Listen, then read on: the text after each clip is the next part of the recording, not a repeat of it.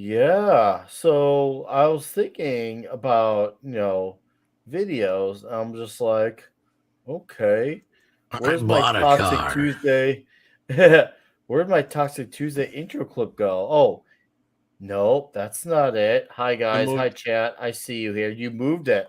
I moved it to the top. Oh, Pizza. I straight to the top. Oh, here It it should is, be in the guys. top, right? You know, it's Let's the That's start the intro right New segment. now. Yorker. I'd like to show you something.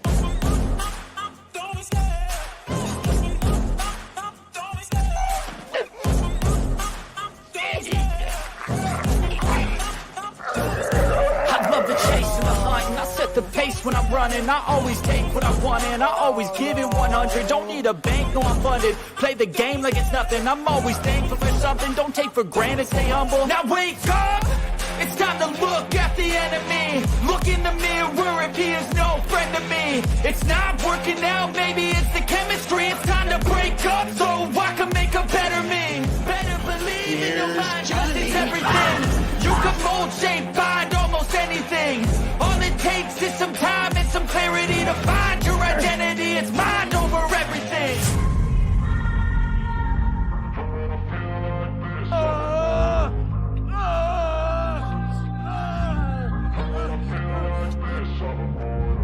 And when I feel like this, I'm immortal.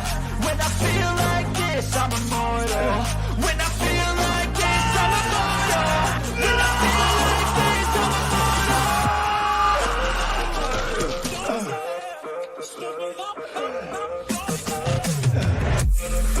You have to ask yourself one question. Do I feel lucky?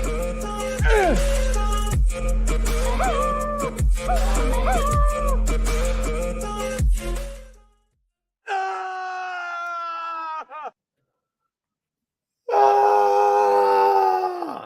How y'all doing tonight for the 80th episode of Toxic Tuesday? This has been long, and I mean like Dick's Division style, long, hard, and strong, requested. And I'm so glad we could bring it to you tonight.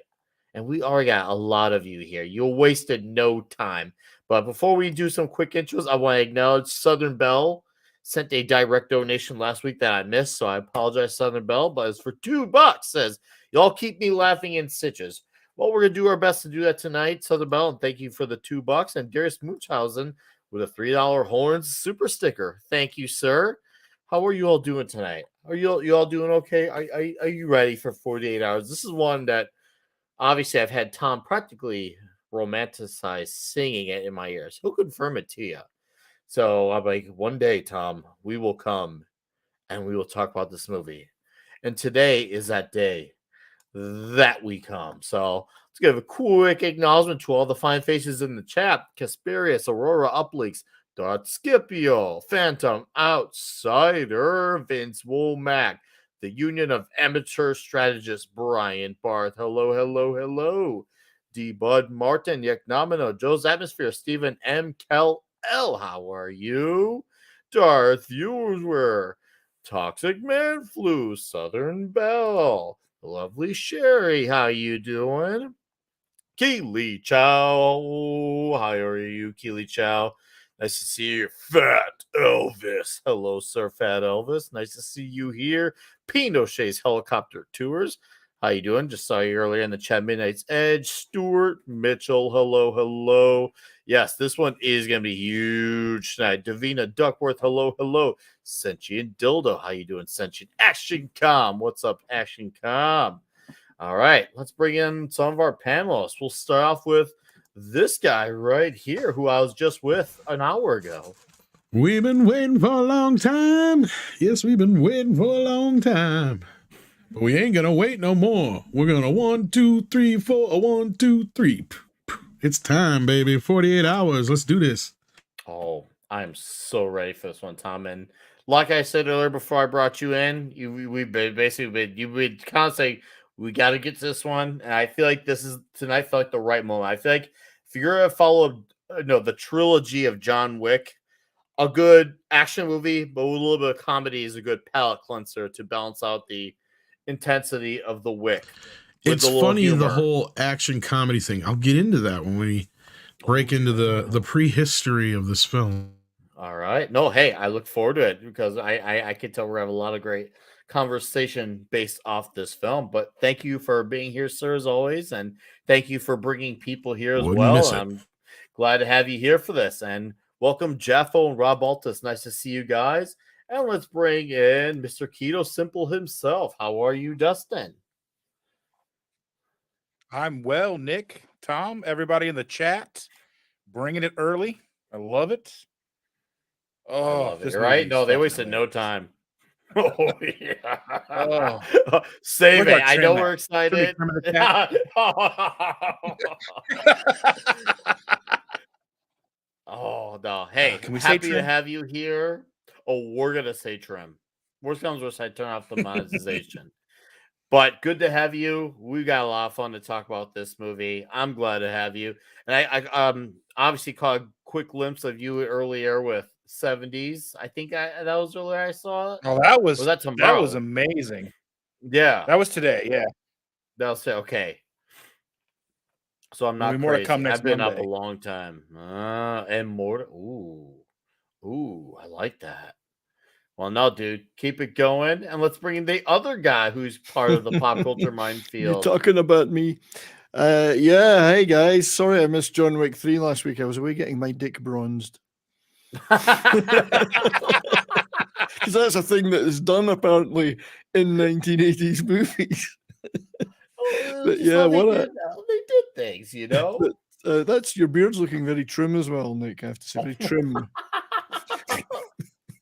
But it's great to be here for this awesome seminal movie. I would say there's one or two buddy cop movies before it that I love, but this is a big one. Although, are they really buddies? Are they buddies? No, Tom? they're not. We'll They're not debate friends. that because They're not I've buddies. got, They ain't partners, and they ain't friends. I've got That's some arguments to make on that. We'll stay first though, but 70s, you were missed, but it feels right having you here, sir. It does feel good actually. It feels very good.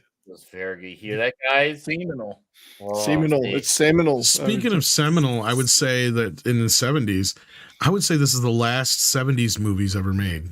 One of the last 70s movies ever made. Good call. Yeah. That'll good make call. more sense as we get into it, I think. All right. Awesome. This is what, 82, so it is like filmed in 80, 81. It's kind of... But I mean, there's a lot of reasons to it. I'll get to it. Yeah. All right. Had Well, that we got a few other gentlemen waiting in back ever so patiently. The one is the man who, well, he gets the work done over here. Marty with a C. You're muted. His kung fu is so much better than I'm muted. I boomered it. Yeah, I was gonna say I've never had anything bronze before, but you never know. There's always a time for that, right? But in 70s, if there's a 70s movie, you should love this, right? So maybe we'll see. Yeah, we'll wait. We'll see. But looking forward. I had to do a lot more work, I think, for the language on the subtitles than on the itty bitty titties on this one. But, yeah, this is a movie that would have. It was your worst nightmare, Mark? Yeah, I'm going to go through these photos and make sure as we do the show, make sure nothing slipped by. But yeah, it's they want to make a movie like this today, but it's got a good message. Sure, we're going to get into that later. But there was some good, that's why the movie works. So yeah, looking forward to this one tonight. Awesome. Great to have you, Mark. Once again, thank you for all your work. Appreciate it, sir. And shout outs to Diesel, TZ Burton, and Nadega Outlaw. I see you guys. Hello and good evening to you all. And of course, one of the great moderators of the fellowship. Hey there. Our red shirt. How are you, sir? I'm great. Looking forward to this a whole lot. And everybody in the panel, everybody in the chat. The chat's already on fire. I'm already nodding in the chat. Not that I have much to do. They're being very well behaved. Except Dildo, because he can't help himself. Well, he's drunk on power, so we expect He that is. from Sentient He is. Dildo. It's part of his normal broadcast. I mean, is that not what it is with them? Come on. Usually. No, hey, glad to have you here, sir. We're going to come tonight with some quotes. And, of course, last but certainly not least, least, our returning guests. Glad to have you back, Lobby. There's your goddamn dinner. One of my favorite bits of the movie. You know what? You're right. Let's get something to eat. I'm hungry. You hungry? I love that scene so much. I mean, we've never been able to think of that. I never even ate Zag nuts because they have like coconut in them or something. But we'd always grab one and give it to each other now and then. Go, yeah, there's your goddamn dinner. Just Yeah, but there's no green stuff and there's no vegetables Fuck in it. you, It's all Jack. candy. true. Once a Now I man, want to only- have it. Since you say, violins. you say it like that, you're making me want that candy. Damn it. I don't even know if they You've still make done. them. What was that candy, by the way? What Zag was it? nut. It's called a I Zag see. nut. Yeah, I didn't know that Yeah, it was one. pretty big being- back then. I don't know if they even make It it. was also anymore, used in British. Beetlejuice. Yeah. but- No, Uh, I love this Are they movie. bronzed? Yes. Yes, they are. brown and bronzed. See, right when I was rewatching it, I heard that line. I'm like, I can already hear the gay jokes coming. That's gonna be the line that sets them off. Every movie has Hey, that everybody. one line where the jokes start flying. We never And go that there was the on one. the show. Yeah, It well, never happens. it never even made me consider gay jokes like that in the movie because this movie is just too cool. Come on. Oh no, it's absolutely too cool. It's There's just nothing obviously even close to gay. Jack, tell me a bedtime story. That's my One of favorite. my favorites. Oh And man, there wasn't even a wet fight. there was wasn't. moist. You're right. There was. No, they There were. wasn't. very There was at least well-tempered. one wet fight. No. I don't feel like any of the fights were wet. I mean, No. you could say they were like medium temperatured, a little on the moist I side got bloody, but as far as the fight. Oh, very bloody. And a whole lot of language, beautiful language, stuff that you just music to my ears. It's been a while since I've heard so many racial insults. And of you know all what's kinds. crazy? And it came from everyone at some point in time. Like they all Yeah. like tossed it to each Just other. Like about everyone it gets was picked white on, to yeah. black, black to white, black to black. Like it was just like, man, it was just like no one was off. There's limits. only like one line we could probably say from this whole movie in this, and it's like, yeah, they're a bunch of good old boys. They're gonna love you here. always like country boys. They sure It's as my hell kind of like place. Yeah, they sure as hell gonna like you. That's what it was. Yeah. Funny thing is, Well- I look at that bar. I mean, that country girl dancing. In the, It was. I've always thought. So there's a really a place like that in San Francisco. That's I my hate Yeah, doubt. but- white people, Yeah, Have my and I doubts, really but I'm hate glad there is. rednecks. Hey, if there is people are a redneck. place like that in San Francisco now, it's a guy in chaps dancing like that. right. Yes. Hey! I've been in prison for 3 years. My dick gets hard if the wind blows. Blows. But yeah, you've got a good point about San Francisco because there was a time with Dirty Harry, this movie, Bullet, many Yeah. other movies where it was seen as gritty and kind of rough, and now it's This is- just shitty. This is Literally. This is Walter Hill. This is Walter Hill, San Francisco. See, and that's why I'm glad Yeah. Clobby brought that up, and that's why I say this feels like one of the Walter last Hill. 70s movies ever made. Mhm. And that's one of the big connections why you also have the whole San Francisco thing. It was obviously written originally in the 70s, and we'll get into all that when we get going here. But yeah, I just, the way it was shot, Walter Hill, he brought a 70s kind of mentality to it. Because if this was really an 80s movie, and the reason I say that is at the end of the movie, they would have found a way to get Eddie Murphy out of jail. Yeah, Yep. Yeah. I was thinking that. Wouldn't same have had to thing. make sense, but it would. That's what happened. That's what would have happened, right? Because the And it- 80s always had to dictate, like you had to have a happy ending. Wouldn't have been this violent. Wouldn't have been. Yeah. Tom, if it was a 2023 movie, he would have gone back to jail and then got laid. Well, they would have got married. Yeah. Oh yeah, they would have been cellmates. They would have been cellmates together. Cellmates together. They Yeah. was Oh, wait, it soulmates? wasn't this what we're watching tonight? Oh, 24? You can watch it twice. Chloe, We'd have to watch it twice. He's right. I'd rather watch another 48 hours. Another 48 hours gets a bad rap. It does. Yeah, it's not as good as the first. Is all. No, it just. How doesn't how come can you close. possibly be? The first I mean, time's always the best. Yeah. Of course. Well, The only yeah, thing I didn't LeBron- really care for in the second film is they came up with this really stretched idea to make sure Eddie Murphy stayed in prison a lot longer than he should have. Yeah, there's some other things that are really annoying. Yeah, and a few other little things, but like, yeah, I mean, otherwise it was pretty decent.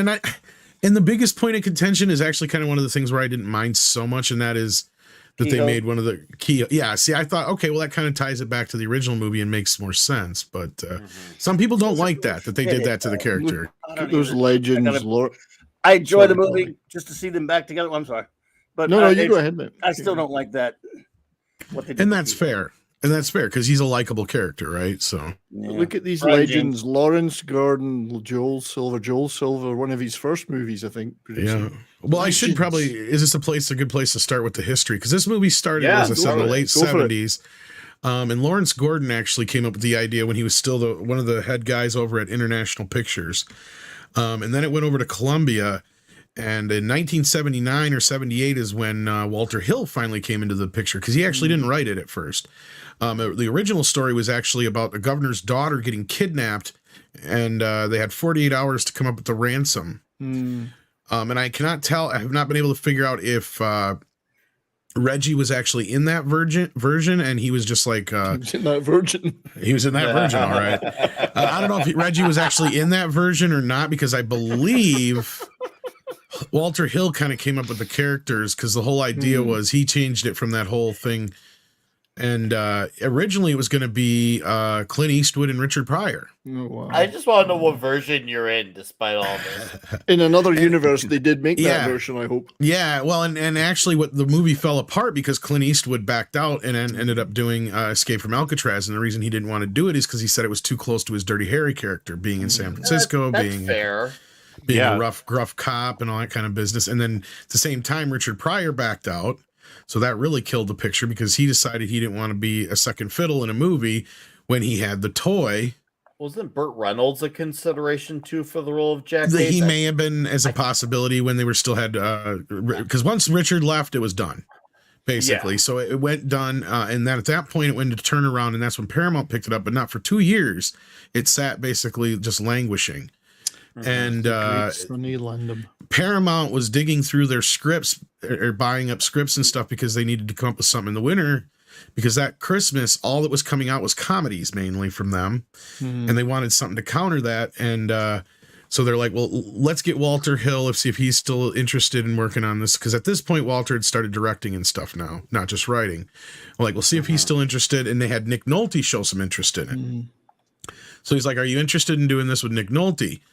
And he's like, yeah. Oh, and actually, this is when Richard left, actually, because Richard was still attached to it. He left because at this point he had become a much bigger star in the Interium, and he left for the toy, because that becomes important in a minute too, because as I pointed out to you guys before, they wanted an action movie, because the movies that it was going up against that Christmas were not very action oriented. And I sent this to Nick just so I could remind myself, because I had the list of movies here and I forgot what, because I knew I'd forget what it was. Was it one of them Airplane? Yes, because that was the other movie Paramount was putting out. So instead of having, they wanted counter programming, since Airplane 2 was their big movie for that Christmas, but it was going up against The Toy, which Richard Pryor ended up doing instead, The Verdict, Gandhi, and Sophie's Choice. So you can see why they wanted an action movie. I don't see the difference between this and Gandhi. I know, right? And Gandhi, you can't big similarities. Okay, so to move the story ahead, so Walter Hill at the time was dating this chick who happened to be the agent of Eddie Murphy. And this is one of those. And let's point out, Tom, Eddie Murphy had just started on Saturday Night Live. Yes. And, this is his very first movie role. So they went from, we're going to have Richard Pryor to we're going to have Eddie Murphy. And somebody must have said, who? Well, Not for exactly. Eddie Murphy, was it his feature film debut? I think this is his feature film debut. Luckily, at this point, you're mostly right, Mark, except for he had already been on Saturday Night Live, I think, for at least a season or two, if not a little bit more. When was Raw? Was Raw out? No. This was before Delirious as well. Actually, he had done some early stand up. That's what got him onto SNL. So he had been at least on SNL for a year at this point. Right. And this is one of those instances where I'll say that he was a big star right away too, Murphy on SNL. When you watched him when he came out on that show, I mean, God, he was. He It just did killed help it that from the only start. other talent there was Joe Pescopo. So I mean, Tom, That- you have a nice set of hair. Culture's hair. You I got do. Culture's hair. I This don't is know why I have courtesy of Culture's hair. Sherry. Sherry did this. Thank you, Sherry. but I just I'll wanna take share it. that real I quick. like the hair. But anyway, to move the story along, so like they got Eddie Murphy on board, and this is one of those few times I will say that it was more so lucky that this lady happened to be his agent more than he was lucky that this lady was his agent and dating the director, because it's Eddie fucking Murphy, right? This is an explosion waiting to happen, and it gets even bigger from there, right? So they get Eddie in there. Now remember, they wanted this to be an action film. And the first thing Walter tells Eddie is, look, I know you're funny, but this is not going to have jokes in it. The jokes are not going to be here. There's going to be humor, but it's going to come out of the reality of the situation. So the humor is real and the bullets are real. I want you to remember that. And I think Eddie took that to heart, because that's kind of the same mentality he took into Beverly Hills Cop and all his action movies after that, if you think about it. And of course, the first thing the studio does the moment Eddie Murphy signs up is make it funny. So even though they wanted this because they wanted a fucking action movie, now they're telling Walter Hill, you got Eddie Murphy in this, now make him funny.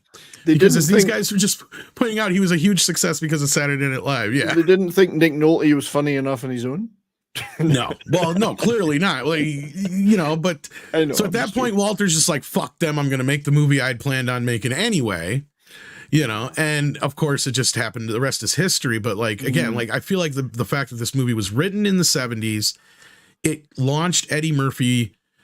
It came out in a year and it was 7th place among a year where movies like E.T., Poltergeist, pretty good. All this other shit come out. I mean, 1982 is considered among some film fans as the best year. Wrath of Khan, Tron, a lot of Wrath of Khan, Tron, all these other films, and it grossed $75 million. An R-rated film, mind you. It was probably one of the highest grossing R-rated films of the year, I'd imagine. I just wanted to point out this very toxic line while it's on there. I make you feel good, you make me feel good.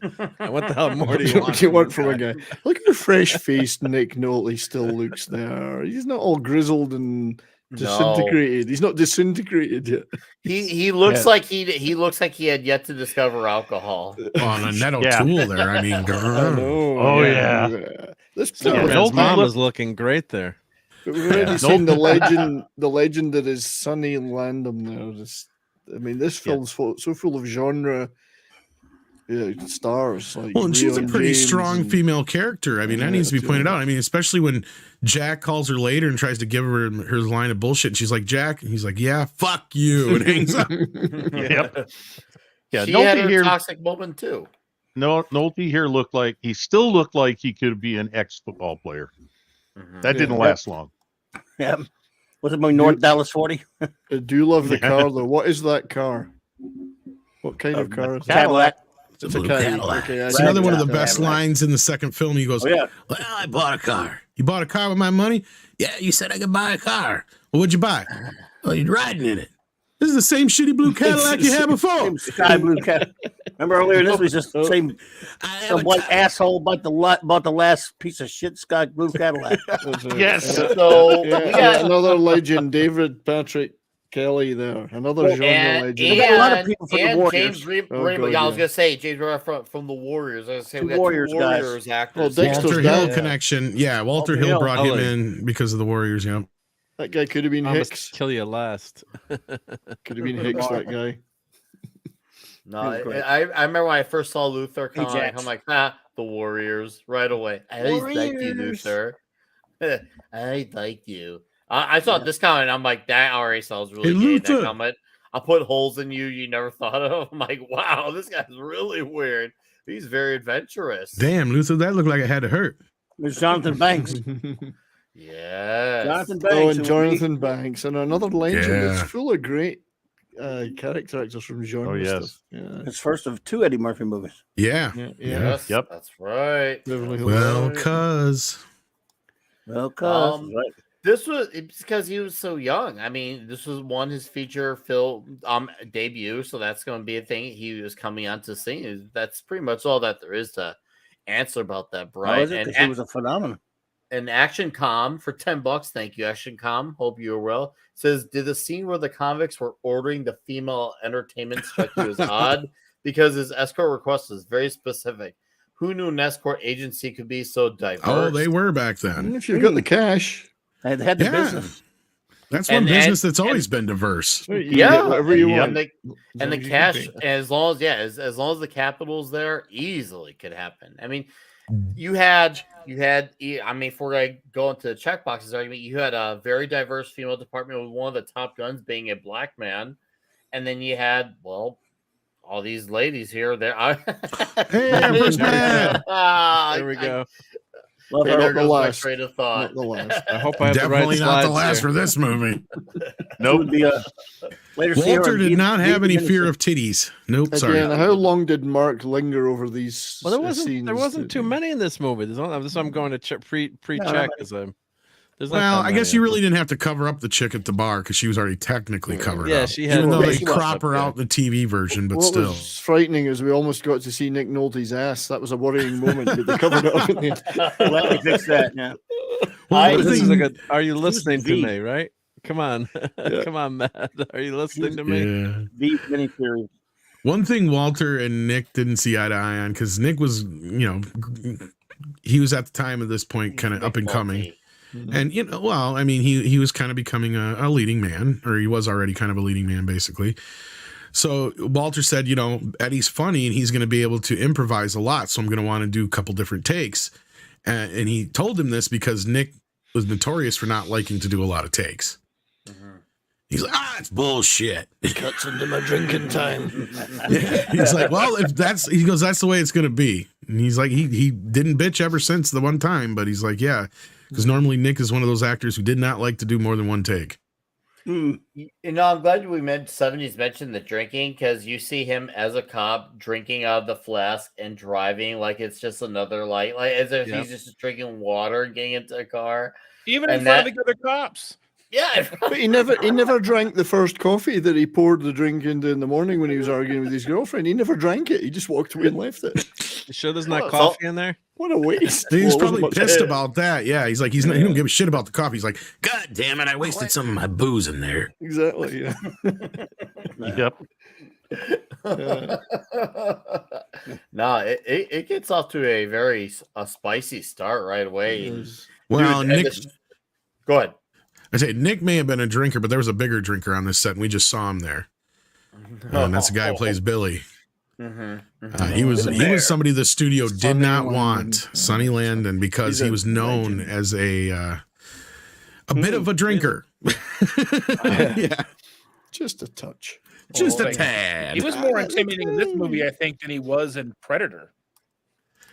Well, and actually, he had just gotten out of rehab when he did this movie. Well, he'd worked with Walter Hill before, of course, on Southern Comfort. Yeah, he had to hover. He had to fight for him on this one. Yeah, Southern Comfort, he was great in. Yeah.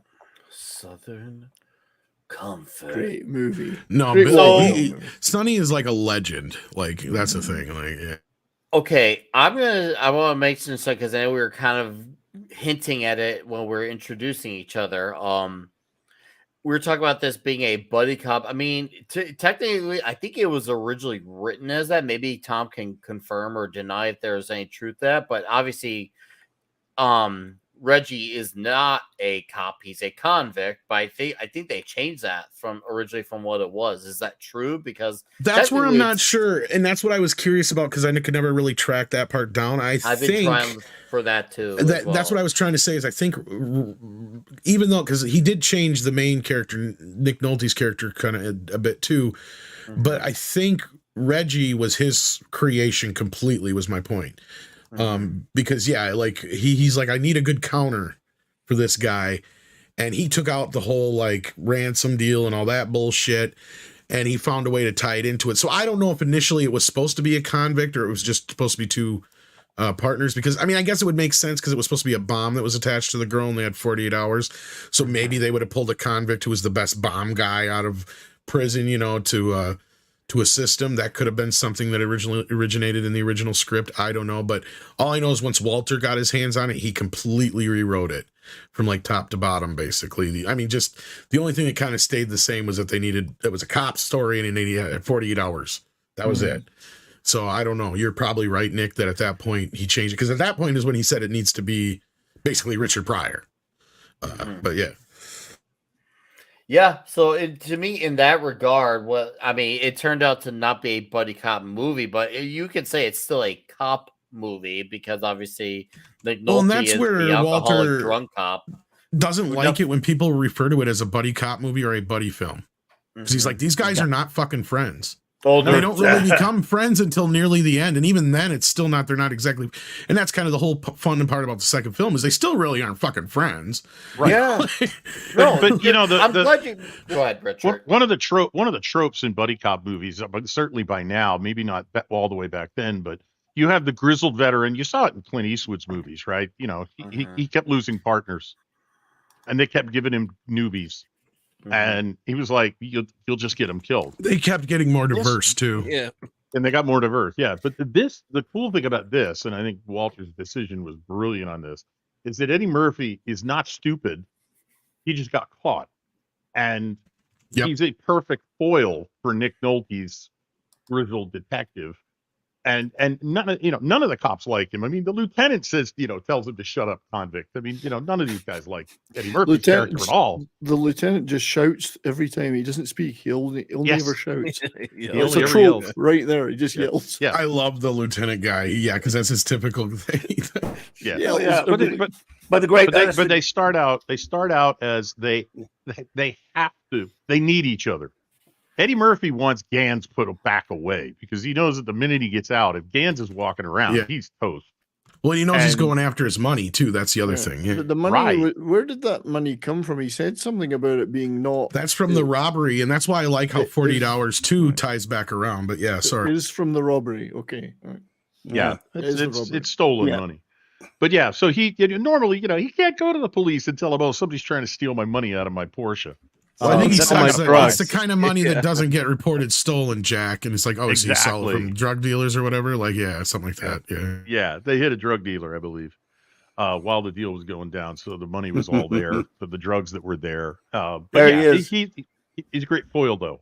And they learn to respect each other, even if they don't learn to like each other. Yeah. But even the trope, one of the tropes was, the guy who is well put together, the other guy who is crazy, unstable, unhinged, runs in blind. That was always the buddy cop trope. And they were always buddy despite their way of handling things were very different. And there was always a compromise.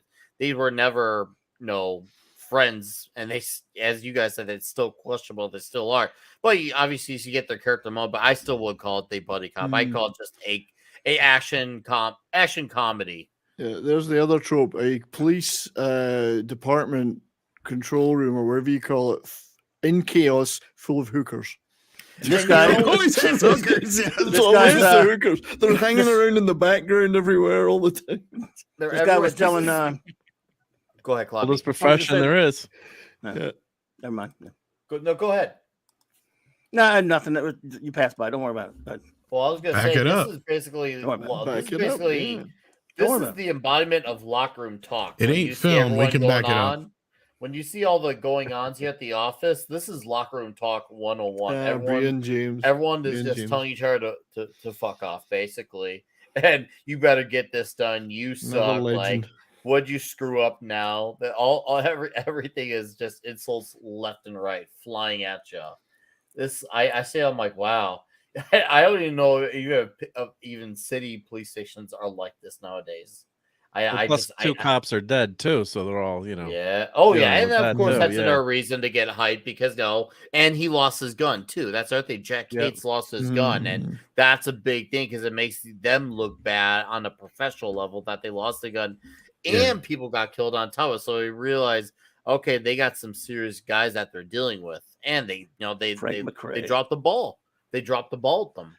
Yeah, I was wondering why when he tackled the guy in the beginning, in the hotel scene, why didn't he just shoot the guy? I mean, I guess he was worried about, he tried to tackle him, but he had a gun. He could have shot. He could have but before he was near the girl, right? If you watch that scene, like Nick Nolte goes to tackle him. I'm like, just shoot the guy. But I guess he's not a Clint Eastwood. I guess he's not Dirty Harry. Try to take him in. I gave the guy a chance, but tried to take him in, but he really could have Plus, these guys were cop killers too. So I think like, Jonathan Banks' cop was stupid to go back down the stairs though. I mean, he's desperately God, injured and he puts himself in harm's way again. Yeah, anyway, that's the script. It's in the script. It's the guy who was talking to at the squad room with the receding hairline. I don't know if it's Brian or Brian James. Brian James. Brian yeah. James. Brian James. Yeah. Is this the only time he played a normal, good stand-up just guy thinking type of that. character? But yeah, but then he's he almost then he, always a then he weirdo. eradicated it. Yeah. Then he changed it. Yeah. The character, I mean. Yeah. He was You're right. quite a good guy in Southern Comfort in a certain way. He wasn't a bad He was guy. sort of normal in Silverado. Yeah. So I love the singing Roxanne. That's a great introduction to Eddie James's. There's a funny story for this Eddie one too. Murphy's character. Hey, 70s. What happened to your hands? They've got hot dogs for fingers. He's looking classy. They're very useful. Yeah, nice suit. Yeah, your hands are huge. Yeah, Look at this, and I look like a tiny head with big hands. Is that the Thank you, Korean? Matt. Is that the from Korean Magic or the Poop. Japanese version? Looks like a laser disc, yeah. Yeah. Thank you, Magic Poop. I've always Thank wanted to you. be in a Korean movie. But yeah, so Roxanne is one of those elements that came into it because Walter Hill, as I said, was going to allow Eddie to just wing it. You know, he's going to allow him to just like go, and that's why he warned Nick, we're going to do a couple takes on these things. And the first couple takes were just landing, thudding, like, you know, nothing, because he was just coming in and it was just him rousting Eddie Murphy. Eddie wasn't really doing anything. He's like, all right, we need something to bring this alive. So it's like, what? Do something, Eddie, whatever you got going on in this next scene. Well, Eddie had it, headphone, Walkman, because this is at the time when Walkmans were really brand new. Ooh, that was a big deal. God, if you had a Walkman, that you were hot so he stuff. pulled, Oh man, yeah, and that kind of also was going along with what Eddie is like. Look at what he's doing here and presenting with his character.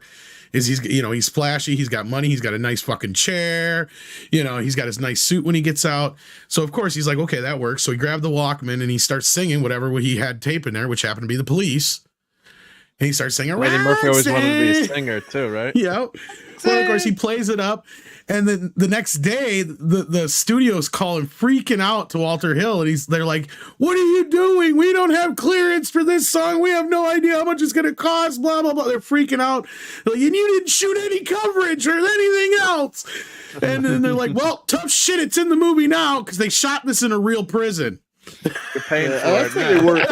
It was a great introduction to his character. Brilliant introduction. So Walter knew what he was doing a lot of time. He's like, he knew the only way that song was going to get in there is if he didn't shoot any other songs. And he told Eddie, okay, from here on out, make sure that's what you do on every take. But yeah.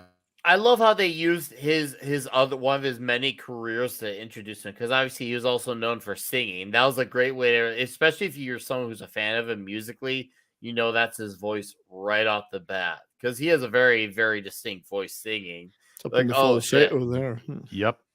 Mm-hmm. So he did a lot of singing bits on SNL at the and time too. Yeah, he did. Yes. Hey, James guys, you Brown. gotta get me out of here, man. He's working for Nub in all the wrong places. And that's what I love about the second film with the James Brown connection. Hey, who stole my James Brown tape? Oh shit, here it is. That's Sorry. the brilliance of Eddie Murphy, though, coming up with an ad lib right there that saves the scene, right? I mean, the guy was just such magic. I mean, if you're younger, you maybe, I don't know if you appreciate him as much or just haven't seen him as much, but if you grew up with him on Saturday Night Live doing, Mr. Robinson's Neighborhood and those fantastic, all the great skits, you're like, I can't believe how funny this guy. I mean, you were just dying laughing every time Eddie Murphy was on, and you didn't miss Saturday Night Live in the 80s. I mean, it was just, you watched it every week. And I think the last Saturday Night Live I watched in the last 10 years was just the reunion show when they had Murphy back on and a few other people back on. It's been so pitiful, but the show was hysterical. You never knew what you were going to get. And he brought the house down. So this is a year into his career. Was the Farley, Schneider, and David Spade, and obviously all of them, that era. Those then 90s, right?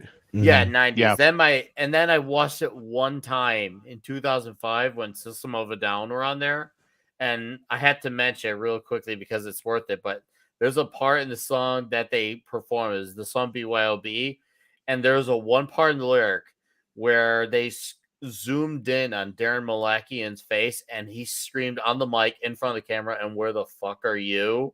And I remember everyone the news went crazy saying singer drops F-bomb on TV. It was funny how they zoomed in his face as he yelled that part in front of the camera. I was just like, and I knew right when they showed that live, because I saw it live, I'm like, oh, that's gonna cause a shitstorm come Monday morning. And boy, did it ever. It was hilarious to see that. I will never let that was hilarious. And that was it. That was my last SNL moment, just to see System of Play on there. Only for things that go wrong. The fact that was timed out so well. I was just like, wow, they caught right on camera screaming, fuck. Yeah, when Rage was on there, they had a similar thing. Oh yeah, they were on the night. Yes, they were. Yeah. But could you imagine actually singing on air? Let's spend the night together. My God, I mean, imagine the scandal of that. Let's spend the night together. Let's spend some time together. If I couldn't do that, and Ed Sullivan, they changed the mark. Yeah. Can't even say the whole name of the song. But I think another reason why I say this movie is the last 70s movie ever made, or one of the last 70s movies ever made, is it launched Eddie Murphy, and Eddie Murphy is the biggest star of the 1980s, right? I mean, pound for pound. The only other actor I think who has bigger box office in the 80s is Harrison Ford, but that's because of 2 Star Wars movies and 3 Indiana Jones films. That's a great point, Tom, because and when this was originally obviously billed, it was billed Nick Nolte, then Eddie Murphy. But if you look at the billing for the sequel, regardless of how you feel about it, it's Eddie Murphy and Nick Nolte. Yep. Yeah, that's where you see the significance of how much of a big deal Eddie Murphy ran Paramount Studios practically. Like the motherfucker ran around on the lot with a golf cart of his own, supposedly. And he had carte blanche to pretty much do anything. But he printed money for them. I mean, he went on from this to Trading Places to Beverly Hills Cop, which Beverly Hills Cop was one of Paramount's biggest movies, I think, until... God, I think it was one of the first Transformers movie or something like that, maybe. I can't remember. I'm trying to think of Forrest Gump or something like that now. Like, it was for a long time their biggest film. And then even after that, he had hit after hit other than Golden Child and... I'm trying to think the name of the one. Beverly Hills Cop. Oh, Beverly Hills Cop. He wanted to be on Star Trek 4 too. He was, he had such clout. He almost got on Star Trek 4 too. He was meant to be in it, but yeah.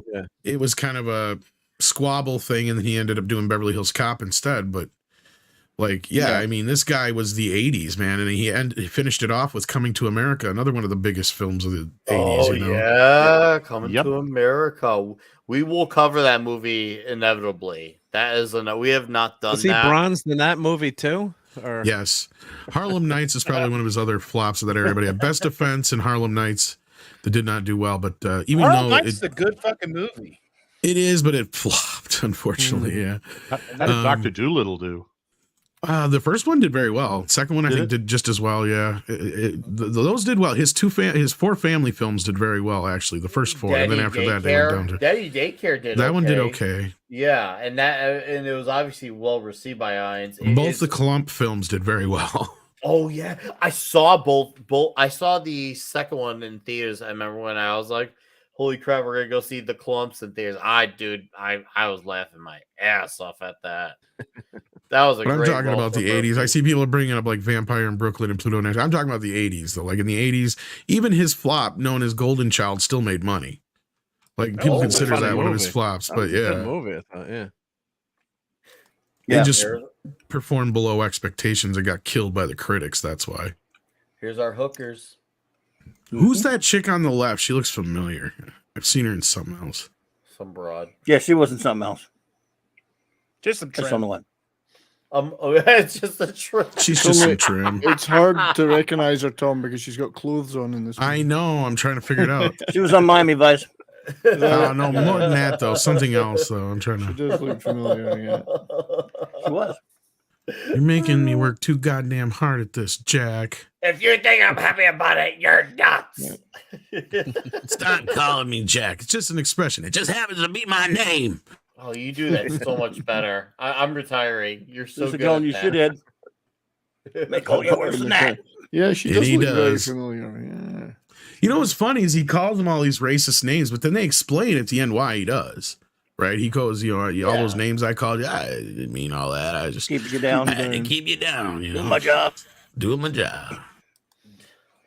Well, but that's the thing with those insults here, and everyone was doing it to each other. It wasn't like it was being done one way. Well, and he gets his Everyone uppance was in the doing it. redneck bar scene, right? Like, I mean, that Yeah. is what brings the that house was down.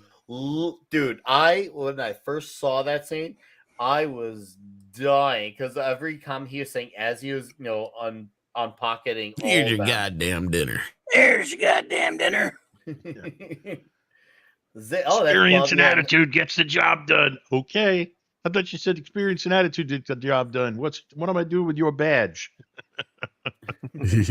Yeah. You know what's funny is and then experience and attitude got the job done. I mean, Walter Hill always had confidence in the film and stuff like that, but he said after that scene, and when Eddie finished his rant in the redneck bar, he turned to like the first AD or one of the producers or something like that. And he's like, we're going to be rich. And he's like, what he really meant was Eddie Murphy's going to be fucking rich. Like, he knew at that moment a star was born, kind of thing. Like, yeah. Yep. Feels that scene. I mean, not many actors could pull off that scene. I think the hooker and the Eddie Murphy's you're talking about, we have seen her in hundreds of different things. I was going to say. She's the woman who scans in Spinal Tap, Derek Smalls' groin with the wand. That's her role. Oh, she just I know, but I'm credited trying to as think of Hooker. something as a bigger role. Though. Yeah, I'm trying I to can't place think of her. She has been in a lot of stuff. Yeah. She's probably just credited as Hooker, though, right? That's it. Yeah, it's just Hooker. Yeah, obviously. Yeah, not a Hooker. Back in the 80s, I didn't give a shit.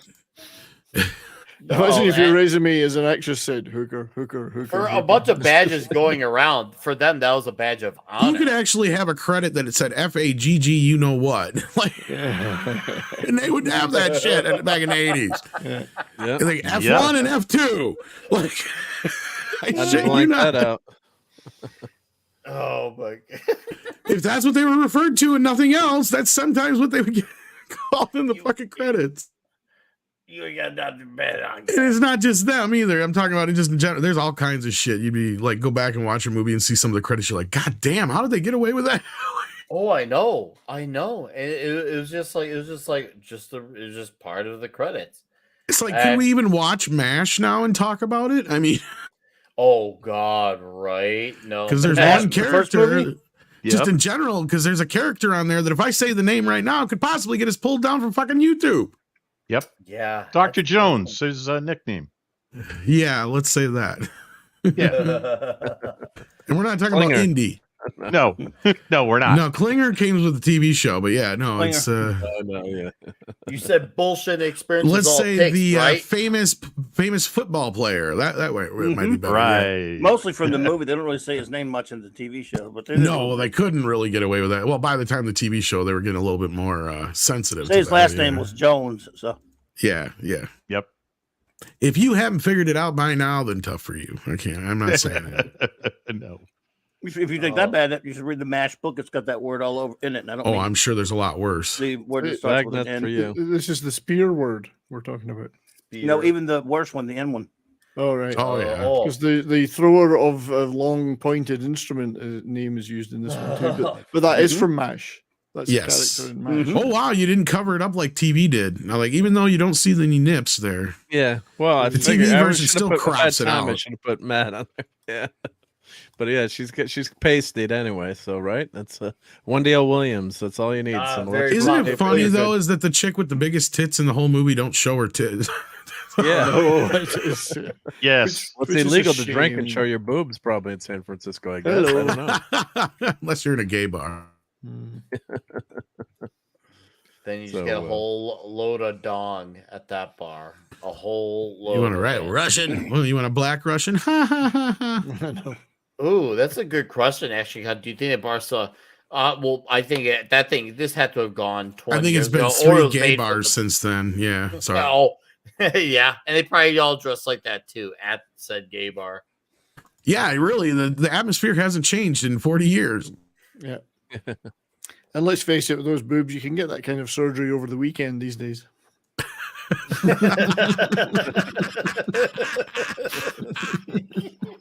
It's Brave and Stunning. That's the name of both of them, Brave and then Stunning. What, her breasts are Hey named? guys, hey, I want a Yeah. black Russian. I was just like, oh, he That told barman him. looks No. familiar. That And how barman- Reggie makes a fool of the bartender. Yeah, he's been after in a that few is- movies. Yeah, he Oh, looks God, yes. very familiar, that bartender. I just can't quite place him. Was he in the Blues Brothers Oh, or something like that? I'm maybe. trying to think. Peter Jason. They Live. He was in They Live. He was Escape in They from Live. LA. Yeah, Yeah, That's the last he time I wasn't. They saw live. him. Yeah. yeah. Yeah, but he's in a few things in the 70s. Oh, he's and been in a stuff lot. too, yeah. He's been in a lot of stuff. This is yeah. this is just an amazing fucking scene though. Yeah, No, Oh. dude. One of When the he all-time unpockets greats. them all. It's hard to believe that this would be in San Francisco though. Never No, it seen was so a many strange- backward ass country fucks in all my life. Well, Sorry. If you remember, Exactly. This was that is era when the rhinestone cowboy thing was a thing. Yeah. Yeah. Not only Rhinestone Cowboy, but California also was as blue as it was that it compared to now too. Because Ronald, this is right before the Reagan era, and Remember, he was this is obviously the from the California area too. He was a California, wasn't he California governor? Well, as Reagan he was was. governor. Was. He was a governor. He was Yeah. president But when this also- came out.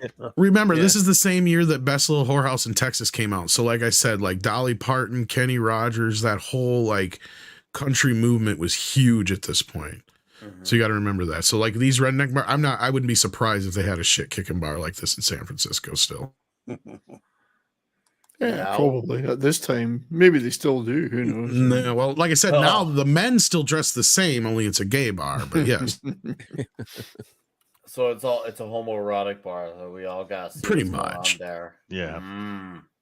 I feel See a lot of men incentivized. A lot of men hugging in the surf is what you're saying. That was a good. That was a Oh. good line from. That was a Did great you say line from hugging? Nolte. I did. yeah, That was a great line from Nolte. Yeah, it backing was. up Eddie Murphy. Some of us citizens are behind you all the way, officer. I like that. What is this tax refund bullshit? You're too stupid to have a fucking job. Yeah, great line. They're too fucking stupid. Not stuck. Yeah, the other way around. How slick he was trying to pull that gun, and well, the knife wasn't as slick, Yeah, but the gun was nice and slick. you saw that. Yeah. biggest dick I've ever seen on a man. Oh my god, the cock. Bronzed even. Randall Tex Cobb, ladies and gentlemen, a youngster there. I think I was just One of saying, I the think I best s- character actors ever, right there. Sorry. No. All good, man. I'll have it. I was No, gonna say, I no, think just I've Randall is, yeah. I like how he takes their he does all the stereotypes too. He takes their money, he takes their objects. I'm like, they are going all in on the stereotype here, and he just owns. He shows you like, yeah, I could be a good bullshitter. I mean, that's it. If you're a bullshit, you gotta be a good bullshitter to bullshit. Well, because you look at him, and this is where Walter Hill told him to amp up this whole idea that he's this slick, streetwise. Like you guys said, you put it perfectly. The only reason he's in jail is because he got caught, and it probably wasn't his fucking fault either. It was probably fucking Luther's fault. Probably. Oh, I think it was. Because Luther's the only one that's not in fucking prison, if you notice. So Yeah. he probably snitched him out. So yeah, like you can kind of piece it together, really, what the hell happened. But like, you add the whole cop element to it, and I know and some people aren't a fan of who ends up becoming the actual person behind it all. But to me, it only makes sense that they got away with it the way they did, or how it went down, right? Because it's just he wants the money. That's the whole thing. Yeah. Yep. All right, let's see. Because basically, I think Eddie's character kind of knew there was going to be a double cross, so that's why he set it up to make sure that he was going to have his money and shit. Well, I want to give it the switch by he watched everything that I did. He did not miss a damn thing. But You hey, saw that too, huh? Yeah. Which just goes to show that while Nolte's character may not give much of a shit about rules and other cops and who he pisses off, he does know what he's doing at his job. Oh yeah, he's He still is at the paying end of the day. attention. Yeah, he still has to do his job first, despite all the drinking and the swearing and the mayhemicness of it all. He still knows how to do his job at the end of the day. And you can see why, obviously, Jack Cates got hired to do the job he does. I mean, as Reggie said to him, fucking bastard. And Jack just says, TV has changed. What are they watching? Probably one of the most used clips in movies in the 80s for some reason. I don't know why. It even made its way in Grumpy Old Men. Like, what? Oh, you're right. Yes, You're that right. fucking, Now I don't know. I'm sure it's got to be a real aerobics video because it's been in I don't know how many fucking movies, man. Sometimes it's just that was like the first time I remember seeing it, though. But yeah, I could be wrong. Yeah, but TV's changed, Jack. Yeah, girl there's thinks aerobics she's Babe on the Ruth. screen. Oh, that line's great. The girl thinks she's Okay, Babe Ruth. sorry again, but here's a real story. He was afraid that, and I didn't even realize this was Denise Crosby until recently when I watched the 4K version. Yeah, because all the time I was always watching the other chick because she's the one doing all the acting, right? And you only see Denise mostly from behind and the side until she's sitting right by her. Well, in the movie when they were making it, Eddie was new to movies, and he, being new to action, he wasn't sure about this whole getting hit with a bat thing. Everybody's like, oh, it's a rubber bat, it won't hurt you. And even if so, she'll stop. And she even, showed by almost hitting like Nick Nolte and Walter Hill and somebody else or whatever on the set to go, see, it's safe. I'll stop before I hit you. He's like, all right. Even though she showed that, she still ended up fucking hitting him. Yeah.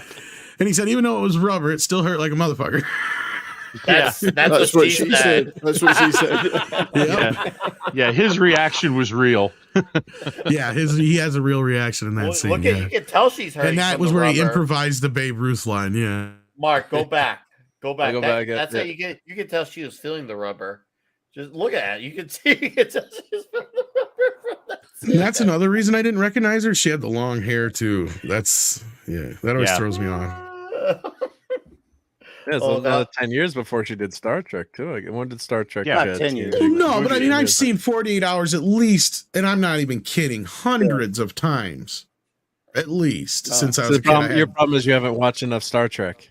I have. It just never, for some reason, it just You just didn't. don't expect it. Didn't click, yeah. She doesn't have enough lines or enough like Tasha Yar moments because she's a completely different actress. Like, because I automatically recognize her in like Pet Sematary and all these other movies and stuff she was always in. But like, well, Pet Sematary is supposed to be her big career, then she left TNG, and then unfortunately, didn't pan out for her. She plays the mom in that.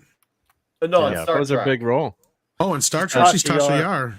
She was security chief. She was the head of security only in the until first season she got of killed. TNG. Yeah, right. Okay. She was sick of being on the show and just standing around and didn't think her character would go anywhere. So she got killed by a pile of goo in episode 18 or 17. Real meaningless death. And then they had this cheesy funeral for her on the bridge or on the holodeck. Oh, it was like one of the most cringe-worthy scenes in Star Trek. It was just like she was talking. They tried to undo it several times over, but it just didn't work out. But it's like David Caruso leaving, the cop show when he did it. It's like, maybe stick with the show and then see how it goes in a few years. It's not so bad to be typecast, maybe. But and I think the problem is this, and I'm going to sound mean, but like David Caruso and her are on like the same level. They're not that good at actors, right? There's certain actors that can do fine on television, but once you put them on the big screen, everything that they can't do is glaring. Right? Like, I mean, she's a decent actor, but there's no way she can be a fucking lead in a movie. Because that's the other thing that I had to laugh about was because when Megan came out, I got this movie called Dolly Dearest, which is like a 90s slasher film in the wake of Child's Play and all that stuff. She's in it. Oh, she's in it. So that's where her career went. Like, and she's still not that great of an actress, right? Like, so it's like it just goes to show you she just couldn't hack it, right? Like, it's just one of those fucking things. You get certain actors. It's the same reason why what's his face from Highlander, I don't think ever graduated beyond that. It's like, yeah, he's great on Highlander, but once you try to take him into a big screen, it's not going to work. What's his name? Adrian Paul. Yeah, Adrian Paul. Yeah. Yeah, the second high, not the movie. No. There's a second movie. No, he was fucking Tarzan and shit by that point, right? Exactly. Yeah. No. No. I'm talking about the TV guy. Yeah. Yeah, there's been so many Highlanders. When No, there's I only know, supposed but to be like, one. It's like I mean, he never really graduated beyond Yep. television, right? And same thing with like guys Yeah. like Lorenzo Lamas and some of these other guys. You know, Yep. they're great on television, but once you try to put them on a big screen, they can't carry a movie. They don't have Yeah, that panache. Yeah, your first movie doesn't make it, and then you're boom, that's it. And You're, that's part of the reason that Eddie Murphy, when I watched this again yesterday, just blew me away because, you know, he'd been on Saturday Night Live. He'd done sketch comedy. He'd done stand up. He has a lot of screen time in this movie, and he is carrying half of this movie. Did we pass the line where he says to Jack, "You did a real good job busting up a couple of dykes bed down for the night there"? I don't know, but I can't believe you said it. But yeah, It's just after that, yeah. All right, Just- I got pliers. I got a Wow. question for the panel in the chat, and I don't want anyone to use the internet to look. So I'm gonna just take your word for it all What's that the you're not internet? using it. How many times was the word "fuck" used in this movie? it's not as many as you'd probably think compared to nowadays, but back 48. then it was a big deal. Yeah, 48 would be perfect, Yes, wouldn't it it? is. 48. yeah. 48. You gave it away, 48. but yes, yeah, Oh, it is 48. I thought yeah, it would be. yeah, it Just is. Well, All right. What do I win? What's my prize? Do I win a Well pizza? played. I mean, what do I get here? Fuck you, Jack. I get some Zag nuts. Come on, man. I'm hungry. Yes, I want it some dinner. is 48. Yes, if only it was Braun 69. Dragnuts. Are they One counting more. fucking? What did they say? Fucking or no? I You know, think they that's a count good question. derivatives of it. What was the motivation for Nick Nolte to start this fight? I can't remember. Was Because there he a was tired of specific- getting dicked around, as he called it. He'd been dicking me around since I started this. Yeah, because they're running out of time too. Yeah, So he's Cut me calling, now. I'm going to get the living shit beat out of you. he's blaming Hammond for the failure. For so screwing far of the around with him. he when knows. He what's knows. going That's the on, other yeah. thing is he's got information. He's like, you know more shit than you're The fucking money. telling me. The That's what he money, keeps yeah. saying. Yeah. Yeah. And he doesn't know about the money yet. He Yeah, didn't know about the money yet. He just He knows. knows he's got screwed around. something. Yeah, he knows he's got something. Yeah. He was, because all Eddie keeps saying is, I want to get him just as much as you do, but he wouldn't tell him why, and he Tell knows there's a why, reason. yeah. But yeah, Right. Exactly. He Yeah, knows nice. he knows Eddie's worried about Gans. You He little doesn't know fucker. why. Yeah. Oh no. Sorry. Oh. No. No, I don't. no, No, that's against my religion. he No. wants some trim. Okay, I was like a Oh, pizza yeah, with all the trimmings. with all the trimmings. He want trim because he said they had been 3 years. I don't eat He's the one- bearded clams. He was the one who said, "I've been in prison for 3 years. My dick gets hard Remember if when the you're- wind blows." Yeah, when you're trimming it, don't snatch at it just in case. Man, his hair is super feathery in this. Nick Nolte. If you look, it's like if you took his Yeah, nice face out of the hair. Or equation, a it faucet. just looks like a head of feathers. It looks very feathery. It's very I'm like, L'Oreal. L'Oreal. Was L'Oreal back I then, have no back then in idea. the 80s or Pantene 70s? Kobe. Maybe he used Pant- Harmony hairspray. I don't know. Just, he was doing a perm before, because everyone and their mother's doing a perm. Even Michael Actually- Douglas had a perm. He did one for Well, that- Black he Rain. did have a perm. That yeah, layered haircut that Nick Nolte's got, where his hair flies around, it was very popular when I was in high school. About Mm. 2 to 6 years before this. Blame Oh, Farrah yeah. Fawcett. That's another Feathered hair. 1970s element. That's a 70s haircut that Nick Yes. Nolte's sporting. Good point. Yeah. Yeah. Part in the middle like that. yeah. Because I had a haircut in the 70s too. Last time I had one. Yeah, but he only had one hair, so Last time I had So When this you're movie telling came out, me- I had hair too. Yeah. Shit. He's a familiar was- face too, that cop. I don't know was who not he is. alive yet when this movie came out. Mm. Yeah, it's true. Jeez, I I was went to see it. 18. I went to see it at the cinema. Ooh, me too. I was 18. You were what, 18? Oh, that's great. I would love to have seen this. Here's a bit of trivia I didn't know. Ooh, go for it. This is one of the many times that Walter Hill has had a bar called Torchies in the Yeah. movie. Oh, Cool. I did not know that. Well, hey, Torches. you know what they What was say? the other time? Was it one in Warriors? It doesn't say here, but it just says that one of a number of times. Yeah, so it could have been Warriors or what? Yeah, I mean, he made a shit ton of movies. Well, remember when he ripped this off, sort of, and did it with was it Red Heat? I say, yeah, he's been done in Red Commando, Heat, Southern he's Comfort, and done- 48 Hours. Yeah, Yeah. so Yeah. it's hard to say. I'd have to look. No. Sadly, they don't specify here, but yeah. Well, let's get to our super chat here from Pinochet's Helicopter Yay! Tours. How you, Pinochet, for $5 says, hearing Tom talk about filming he loves is well worth the price of admission here. This is why big media fails. Thank you for the entertainment tonight. Well, thank you, Pinochet. And yeah, Tom, obviously, I has have to grown up hold with this myself movie. back, man, because that's the thing is I got to let these guys chime in, dude. Like I could talk about. That's the thing is, I mean, maybe that's the only way I could handle doing a stream on my own is if I just put on like you guys are doing here, like a slideshow and just did an audio commentary for a movie. But I mean, a lot of times, I mean, I don't know if I could even do justice to some of these things because I'd be like rather just like listen to the You're commentary kidding from the me, director right? or whatever. No, come on, you could do another 48 minutes on this movie. Tom, you could do it easy, buddy. Easily, you could do it. Tom, you realize how Don't what you're trim anything saying and how you back, sound Tom. like? Yeah, don't trim yourself like that.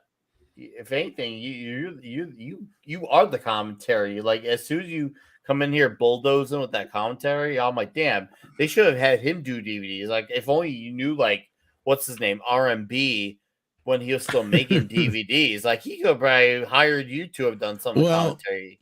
In all obviously he was fairness, working on features back in the day. my least favorite commentaries are usually when they have some like critic or you know, somebody else come in and do it. Has no connection with the movie or whatever. But like the only exception would be Roger Ebert's commentary on Citizen Kane. But and you know, there's a few others that, you know, here and there, but very rarely. Usually there's still somebody who's semi-famous or whatever. But no, Leonard Maltin does the best commentary on Looney Tunes. Oh yeah, he does some good stuff too. Yeah, he is the animation historian, as far as I'm concerned. Well, he's part of the reason I know so much shit. And I haven't told this too many times, but 1 year I read, I think it was the 1997 Leonard Maltin video guide from cover to cover. Oh, I used to buy that every year. And I would go through and mark all the movies I wanted to see, what I've seen, what I gave them. And then like through that, I just vicariously soaked up all this various knowledge about movies. So like before the internet, I was the guy this is why I was always working for video stores and stuff like that. I was the guy that they always go to and they're like, they would even call me at fucking home. And I didn't really mind answering because 9 times out of 10, I knew it was going to be Tom. Who was in this movie where they did this thing and it had so-and-so in it and it was about 1982, 83. Oh, that was this. Okay, thanks, Tom. Yeah, that's it. That's the one. Oh, that's amazing. I could see that happen if I lived in the 90s around the same time. I probably would have called you at Blockbuster. But hey, Tom, let's go. Tell me about this. The Tom Internet Movie Database. Yeah. That's why years later that line in the movie Clerks always made me laugh even harder after the fact because when he would go like, "Oh, I love this bit." Hey Jack, tell me a story. Fuck you. Oh, that's one of my favorites. I'm glad I'm not the only one that remembers that. Of course, I loved Clerks, but like later on, when I actually became a video store clerk, when the scene's like, "Do you have that movie with that guy that came out last year?" It made me laugh a hell of a lot harder when I actually became a video store clerk, because you'd be surprised how many times you get that exact same kind of question. But did you have a guy that got stuck in the bathroom and died from jerking off? Not exactly, but there were some weirdos who rented porn. I will say that. Did he go blind first? Let me put it to you this way. You know what guys are into what weird shit. Like the chicks with dicks and all that business. I like how you have to like slow yourself down to think about it. You're like, hold on, maybe I not. can't guarantee nobody's jerked off in that fucking porn room, but I can tell you this: they sure as hell didn't die in there on my clock. Judge Bork didn't shop at your video store, did he? That was when Ted Kennedy wanted to get his video records as a big scandal in the 80s. Because it's like video stores got appointed made to the Supreme Court. It's like video stores made it as hard and awkward as they could to get you to rent porno. You know, that's funny you mentioned that, because when I used to work at a Borders bookstore, you would always have these dudes who would buy like a Playboy or something. And what they would do, there was this thing. They would buy like 3 or 4 books or 3 or 4 magazines, and they would always have the Playboy at the bottom. So my technique to get, because they always did. It's like they were embarrassed to buy it. So I'm gonna show everyone. I'm gonna zoom in on me. As soon as they I bring up the book, beep, beep, beep. I would Yep. flip the cover so people could see that they're buying a Playboy. Beep. So Can I get a everyone can price see. check on a Playboy? That's right. Did I ever tell you They the always story had like about how those saloon doors. did I ever There tell- was one time. Oh, the saloon So, doors. That's you know right. how Yeah. those magazines are made of paper? You know, that should be obvious.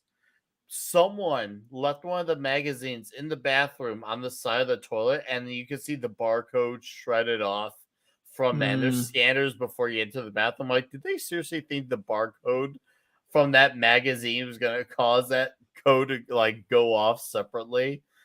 So yeah, and just a magazine sitting right next to the toilet, no big deal. I'm like, wow, people really thought that piece of paper is going to cause the electronic sensor to go off. Yeah, we had some weirdos during the Borders days as well.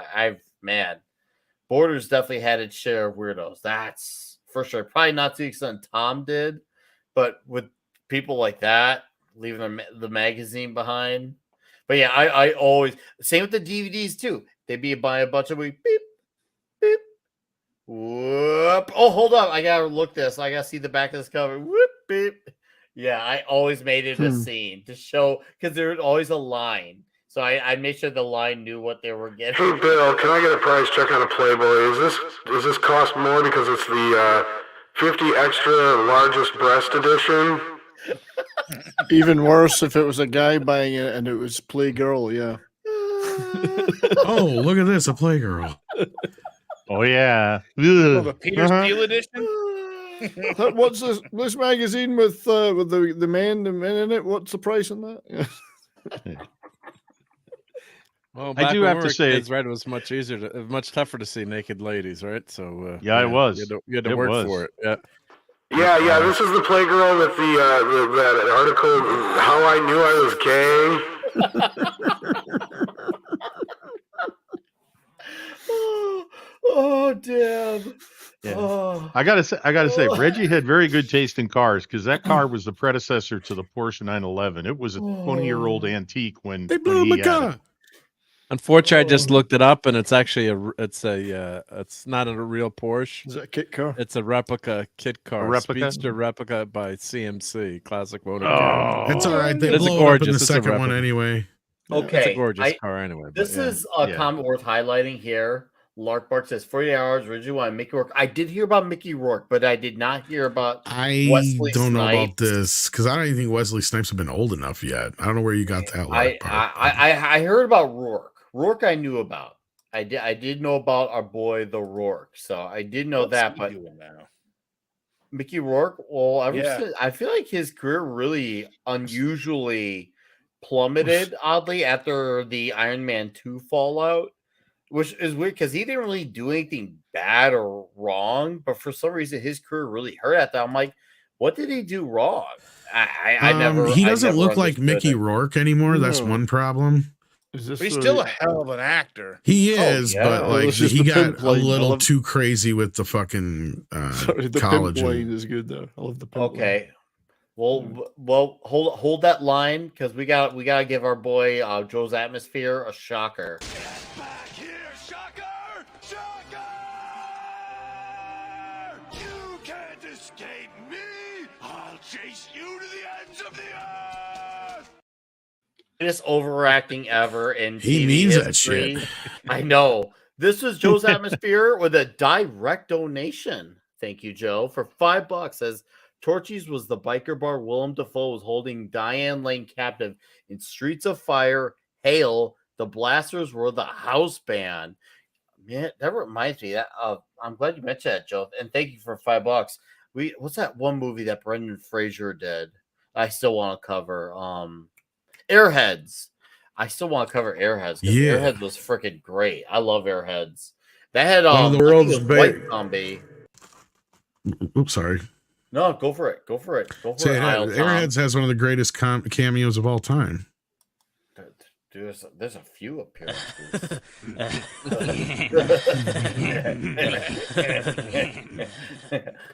Boner. Boner. I lost it when they came in. Lone Rangers, we saw them live. They suck. You have the biggest dick I've ever seen on a man. I love Nick Nolte. Nick Nolte doing the Odd Couple routine. Look at you. You got a $500 suit on, and you're still a low life. Yeah, but I look good. To be fair, Gotta be Eddie ad-libbed by Murphy does rock the suit well. He looks very God, yeah. He always looks sharp. Yeah. It's an Armani suit. It's actually in the credits. It's his, Armani suit.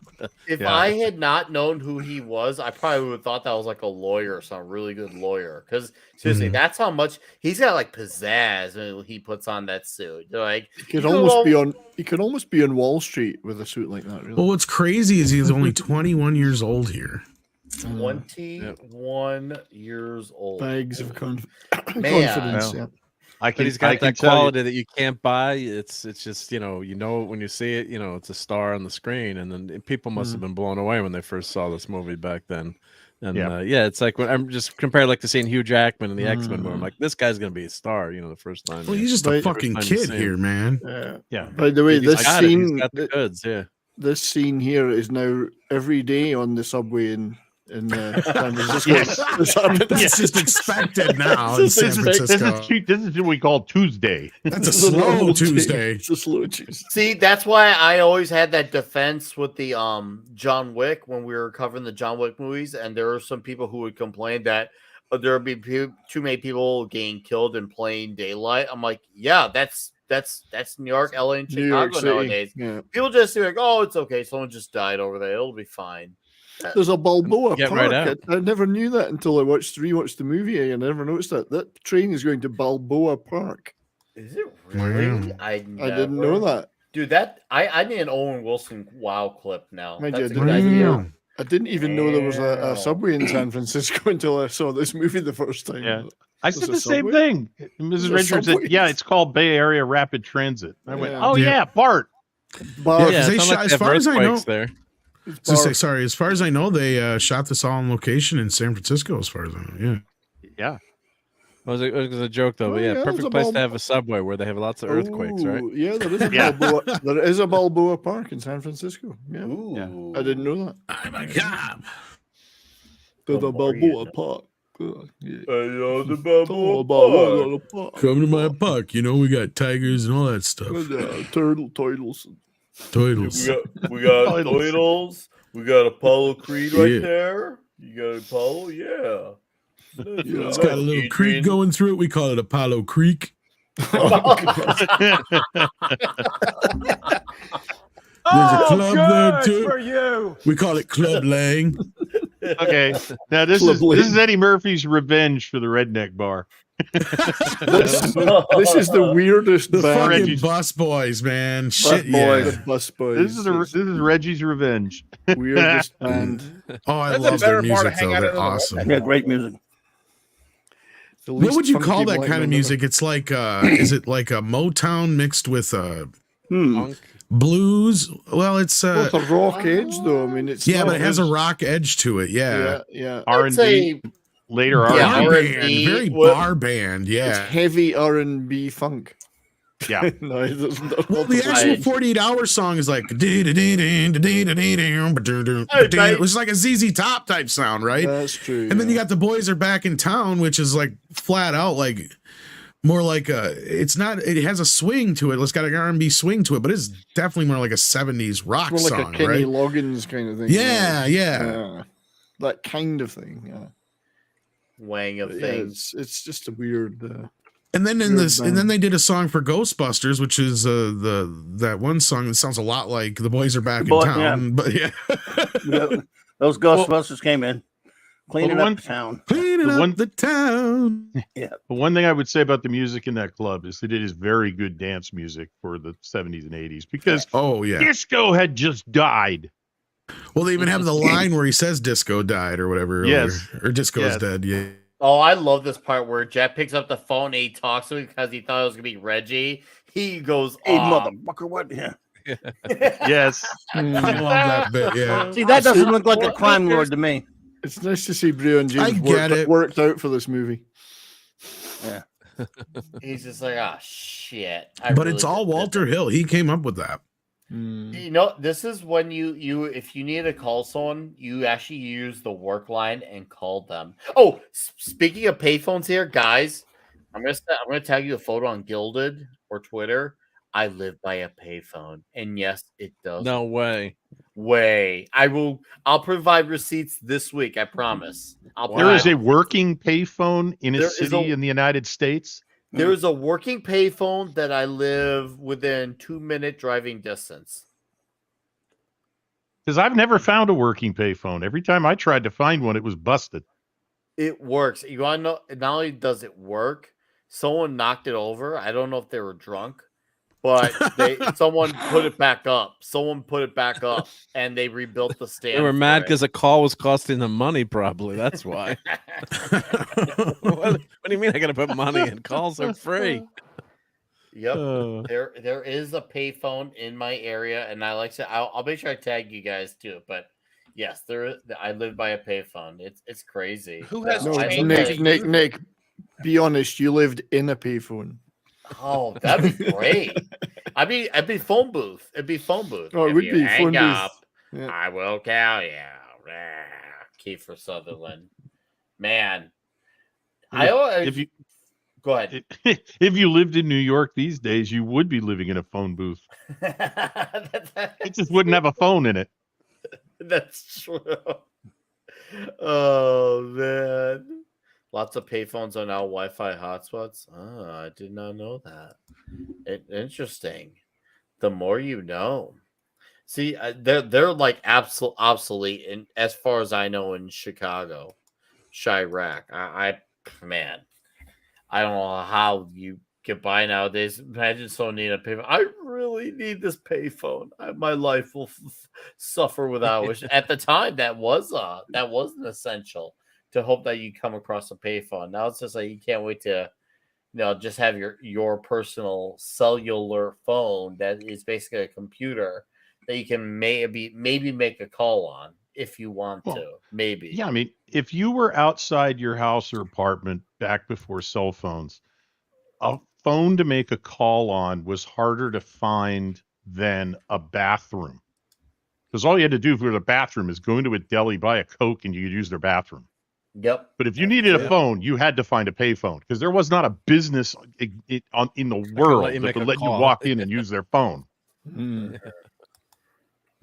What are you, crazy? Yeah, remember you had the cards that had what did they call it? Was like it had either had money on it You had or phone it was cards. like, Yeah, phone cards. phone card. Yeah. Yeah, other than like you could use that maybe, but yeah, Top them up. Yeah. was 10, wasn't 10, easy to 220. make a call. Mm-hmm. Yeah. First 20 minutes was $1. Long distance. I truly thought he was going to have an absolute quickie here. It was going to be one of those 30-second, like. She's got a lot of respect for herself, that girl. Yeah. She just met him 2 minutes ago. Yeah. I thought it was going to be like, oh, forgive me. It's been 3 years. Yeah, I seriously thought. Yeah, but to be fair, if Eddie Murphy come walking up to me dressed like that and said, I need some trim, I'd be like, all right. Be gentle. Yeah. Or not. I mean, it's Eddie Murphy, so. Or not. I don't know if Eddie Murphy's capable of being gentle. Just don't use the bronze. Don't use the bronze. You take what you take what you can get from the Murphy, and it will probably be steel and bronze. Whew. Damn. Well, this is one of the choppy bits of the script here. We don't really know what happens to this girl. We never learn. Yeah, No. we don't. Does she It's stay like on the it's bus? very assumptive. Yeah. You're right. It's one of the We never one of learn. the few flaws of the movie. Is that? Yeah. Hell, that or Luckily just got edited out. Luckily, she Either didn't way, we matter. don't learn what happened to her. Whether it got edited out or not, we don't know. We'll never know. Yep. I'm saying. Yeah. Brian Barth, Kind of I a don't mistake. feel like he declined, but I would say he had more of an up and down, up down. I mean, unless Tom or anyone feels different, I feel it was more up down. Up. He went down more for towards Eddie. the family oriented films. Yeah, happens to all we of them. touched What on do a you know? few of it. Yeah, we touched on a little bit earlier. Well, you guys in got to the also show. remember in the 90s, like in that era, there was a big, huge jump from, the Bible thumpers and both sides of the aisle on this whole thing of, you know, violence and R-rated films and children and video games and blah, blah, blah, blah, blah. And CDs. And so even, yeah. Satanic So, Panic. yeah. So R-rated films kind of started becoming taboo. And Eddie was known for, I mean, specifically, he even brings it up in, I believe, Raw, where he talks about, he's like, you know, if you hear me doing my act and you're from another country, all you hear is the swear words, right? He's like, but I managed to put a few jokes in between the fucks. Oh yeah, I went to see him. I got to see him perform here in town, in my hometown, back in right before Raw, and he talked about that and other things. Yeah. I mean, just right along. I mean, mentioned in the same breath as people like the 2 Live Crew and so on like that. You had Eddie Murphy, because he was always as an example of the harsh R-rated, and he, you know, you watch Raw. And it's a reason why it's called Raw, right? I mean, he just kind of encapsulated the same kind of intent. So they were going really hardcore after that. So, you know, people were putting a stop to their kids going to see these kind of movies. Luckily for me, I was old enough to where my parents didn't give a shit at that point. But because I was like one of the only people in the theater during Beverly Hills Cop 3 and fucking the vampire movie. I shit you not. Me and my buddy were the only ones in the theater for Vampire in Brooklyn.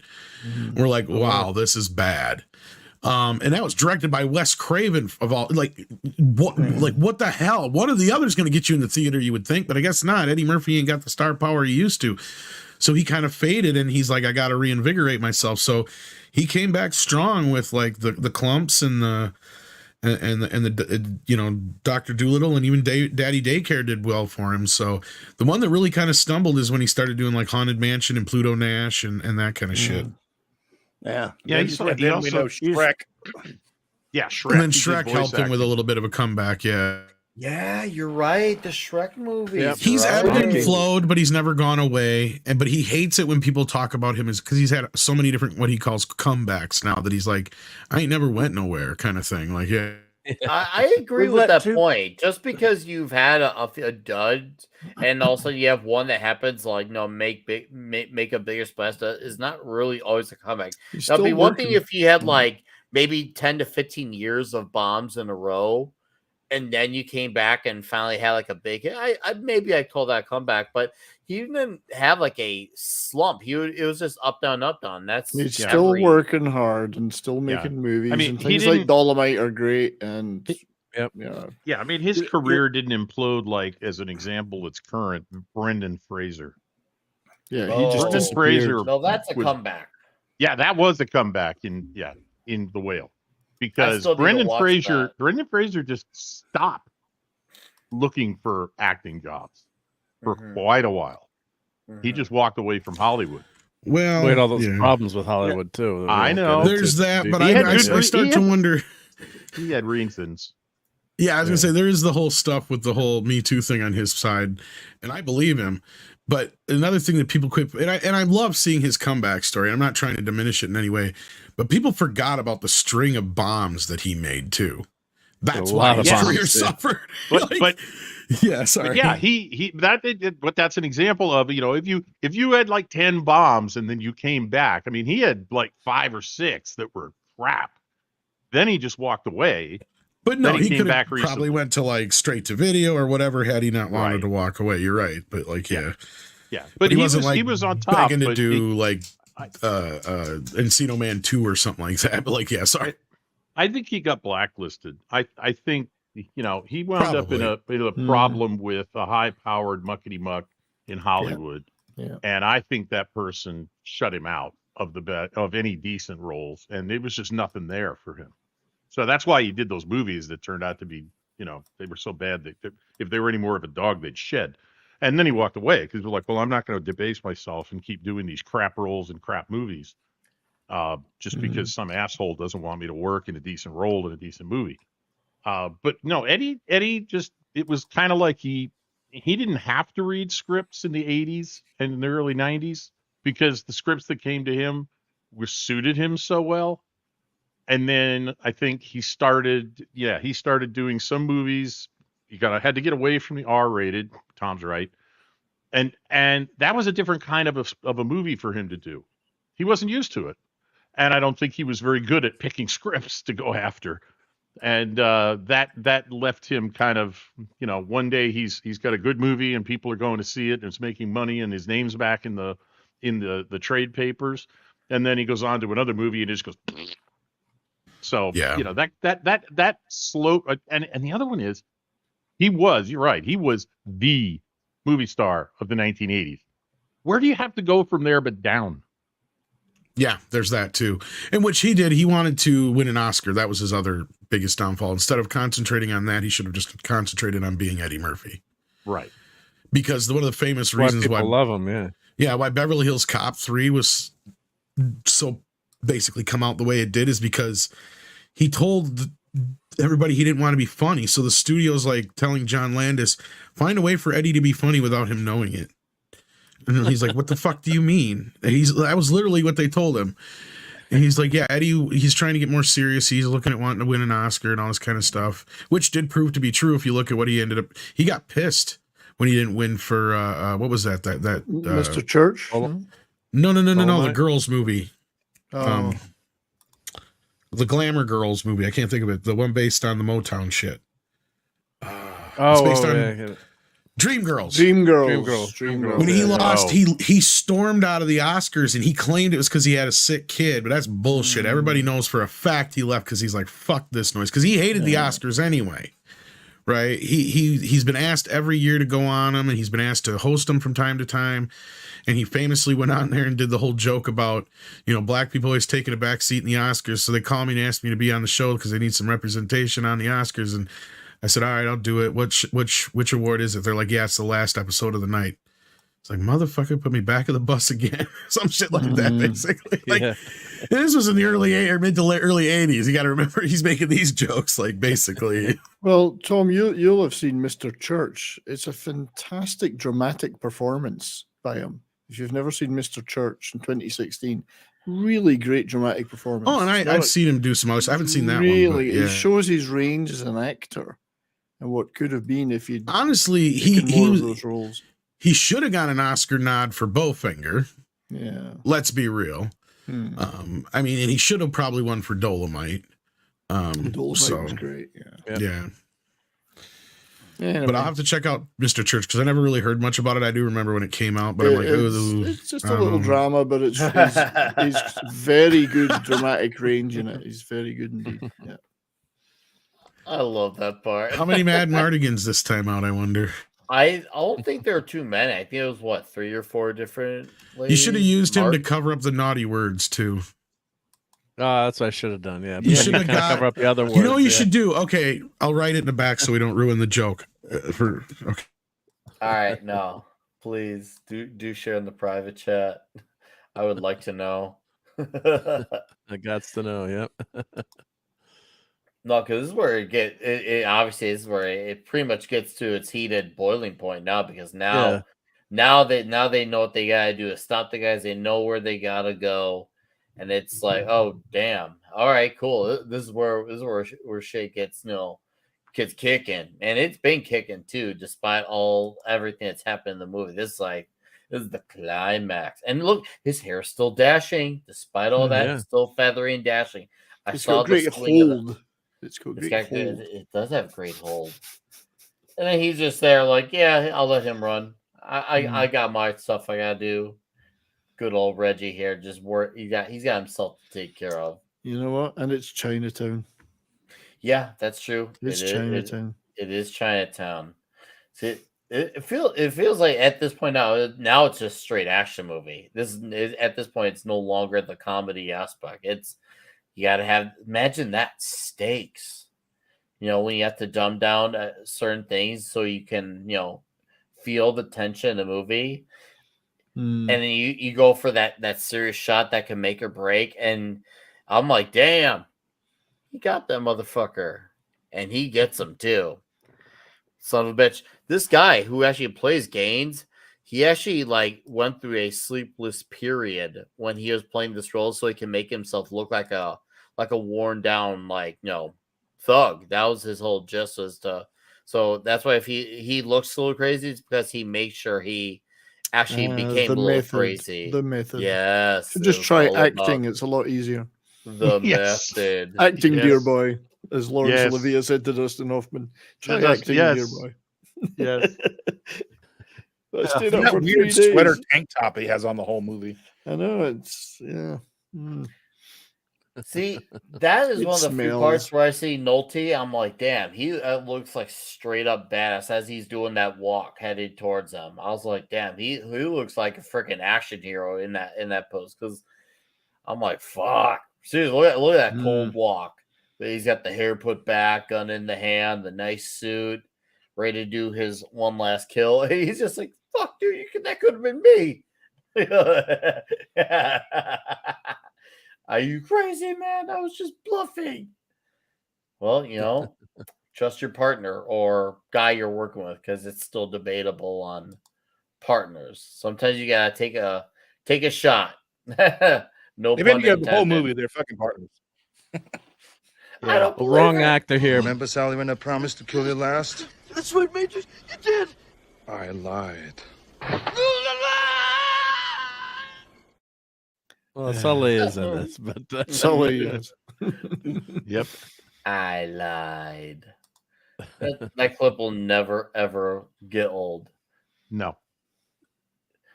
Well, But that's yeah, on the this third Nolte- Toxic Tuesday or fourth Toxic Tuesday, right? Wasn't that Commando, or it was one of the early ones? Yeah, we did do Yeah. Commando. We Yeah. did do Commando. Nick's been commando ever since. Man, On show stream. right now. Amazing. This is right. This. Glad you guys are all done uh, throwing up in your mouths. All right. Yeah. Jack here is, as far as I'm concerned, in an action movie, is right up there with Riggs from Lethal Weapon. That snapshot, he gets him away from Reggie. Reggie's like, "What the hell you think you're doing, man? I was bluffing." Then he just blows the guy away. Well, what's funny is now you got me really thinking about Clobby, about the whole thing with what happened to that chick in the bus, because that was one of Walter Hill's things in the interview I watched, is where he was griping about he didn't like the ending. He's like, it's a dark fucking alley with three guys shooting at each other. He's like, it's one of the most boring endings I ever made in my life, but I made it work somehow. And he goes, really, it's because of the power of those three actors, basically. But like, yeah, it was the actor. I think the tension could have been amped up a bit if they'd have remembered that chick, but evidently, I don't know what happened there. He never even mentioned that part. I didn't even think about that till you brought it up, to be honest with I've always wanted, because my suspicions aren't very pretty, about what happened to her, but you would like to kind of know that, maybe they let What her her go or outcome whatever. Yeah. Just As I- thing. When you've watched the movie as many times as I have, you think about silly crap like that. They might have let her out somewhere down the road. Who knows? But yeah, They're not likely. They didn't let anybody else go. Hill might have just let it left open, so we just kind of sit here and talk about it. Who knows? Well, one of the things about this movie is it's not overly long. Was it like 1:30? It's an hour and 35. Yeah, so it's tightly edited. And It's it's, very short. it's pretty fast paced, which is You're great. tightly So edited and they've short. tightly edited it. There was It may have been one of those There are things. some added, some deleted scenes, but I was gonna say I've never seen the deleted scenes. What do you know? What it was gonna say? Otherwise, I could see it being a situation where it was too gruesome of a scene, and the studio made him cut it No. out. Maybe, the but only one I know of is with him is a scene with him and Elaine talking together. They see each other again in the movie and talk. and that that's was a probably. deleted scene. I don't know if that was on an old DVD I had or something, or what it was, but I've seen that, or what was the TV version? I was gonna say that sounds like something they put in to pad out the TV version. Yeah, Could be. but It's I been could a see while. like the killing of the chick being too gruesome or something. Maybe they had to cut it Yeah, out. just too cold blooded, maybe. I don't know. Yeah, but since I would hope they would since he's such a weirdo. Remember, he said I said I wouldn't hurt her, and have telling her to run off. I could see him being that kind of Could. weirdo. Well, and he was probably fine with leaving it ambiguous, so whatever you wanted to believe, you could believe. It's not important at the end of the day, I guess. But she could have been unconscious on the bus and they just Unless left you're her. her. Yeah, you know, sure. it's one of the 2 or 3 options, basically. Yeah. Yep. Yeah, there could if be it were worse things. if the film had been directed and edited by Zack Snyder, it would have been 4 hours long, and we would have gotten her life history. Oh yeah, You would have got her entire life story, yes. Well, his boss did say that there were 5 dead. So if you do the math, she would have been 6. So And Ray Fisher will somehow still blamed all of this on Walter Hamada somehow. So even though he wasn't born yet. Even though he wasn't born, he would blame him for why the movie is good and he wasn't in it. Like that Why one, did you like that think one to Beavis and cast Butthead me when I episode? was a fetus? Yeah, well, Like that one Beavis and Butthead episode where like they were trying to pin those murders from the 1960s on Beavis. I gotta call this one out. Now, we both know that I'm going to be an honest man from now on. But if I did decide to be a thief, what makes you think you could catch me? Can I have my lighter back, Reggie? That's right. You saw that. So that's the correct type of humor for this movie, There was not a what the great- execs wanted. We're gonna 1, 2, 3, 4. 1, 2, 3. Yeah. There was a great watermelon reference There thrown in here was. earlier, and I was just like, Yeah. "Oh, that is That one hits you in the face, though. Yeah. You're like, wow. I liked the best Yep. of all those comments, though, Nick, for me was when the captain was chewing them out after the bus chase, and he says, yeah, that's right, I called you an N-word. Well, he can say it, of course, but the captain calls Eddie Murphy an N, the Oh, N-word. dude, that guy laid the smackdown. That's one of the funnier bits. Glad you mentioned it because I've been meaning to get that mention in there. Frank McRae is a great actor, and those two scenes he gets are hilarious. He's also great in used cars. I wonder if he improvised that. Maybe that guy's always. I think he he's might always have. just screaming, yelling, "Police captain" or whatever. Yeah, like Last Action Hero. Yes, That's he right, really yeah. plays it up there. He's the same character in that. Basically the same character, yeah. Yeah, He's also great- the whole thing. I he's did also think great of in one. used cars. Yeah. One thing it actually just hit me while we were watching this. It didn't really hit me when I was watching the movie. When Reggie's car is back, right? Yeah. And he says, basically, it's clean. They cleaned it. Yeah, It's a beautiful dark color. And he goes, how my car Get it get? wiped How down. did my car get here? And Nick and Jack says, I had it impounded. I had it impounded. He also had them wash it. Yeah, it was nice. Yep.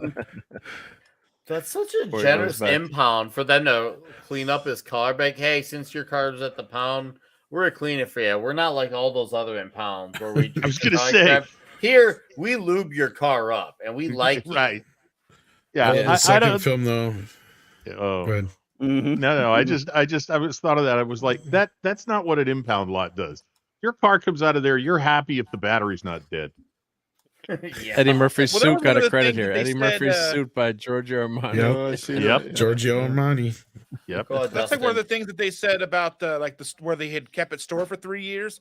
It's like, oh, we charge Yeah. the battery once a month or whatever. I'm like, what? Right. Aye, right. Yeah, that'll be It had the to be a bit expensive. Of course, the tires all have flat spots on them, and That everything had to squeaks. run into some money right there. Leaving that thing Yeah. in that, in that place for 3 years. Well, I know that a friend of mine whose family lived in New York. They actually had a car, unusually, and they garaged it. And it in the 80s, in the early 80s, it cost them $30 a month just for a parking spot. So you do Imagine the what it'd math. be now, 36, 300. roughly Like 36 months. nowadays, that'd be like 300. 500, Yeah. 3 to 500. Yeah, it would. But did they have 500,000 in the trunk? Just take Yeah, some of the money out of the trunk. Yeah, shit. Right. $500,000. It costs about that much to store the thing. And of course, $500,000 is worth more like $3 or $4 million now. That's not exactly what I meant, but that works. I meant you put his head over his head, but and since it's long, I was going to make a PNG out of it so it would like cover up the words. It's long. That It's art long. from that poster looks terrible. Yeah, that's a foreign poster. It's like, why is never mind. We're back to the start. Kate's has We're back to two, the start. Yep. two cuffs on him for some reason. So go ahead, chat. Give out your scores. You know the rounds here. All right. Give out your toxicity scores, greatness scores. Yeah, we're trailblazing with this one tonight. We were. It was a short trailing. movie. Yeah. Yeah, and that obviously adds to it. Next week will be a little longer.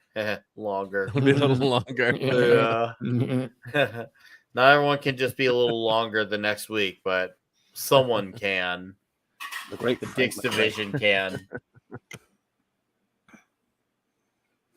All right, so Flobby, we'll let you sound off with your thoughts overall on this movie, scores and all. So what do we do? Scales again? Everybody, it's been a while. Yes, toxicity and greatness. Okay, toxicity's got to be a 10. They've got words in here that you could, I mean, even back then, which you could, we could live with it. We handled it. You didn't get pissed off. You understood nuance and context, so you didn't get offended, but you laughed. You go, whoa, even back then, like, man, they're just saying things that you don't hear in a lot of movies, but still, of course, it was hilarious. Today, not a chance. It's a 10er for sure, and of course, the greatness it's a 10 plus, or it's an 11 or 11. One of my all-time favorite movies. One of the greats of this kind, of the best of its genre, probably. Just love it. I've seen it so many times. It's tough for me to keep from quoting it so much.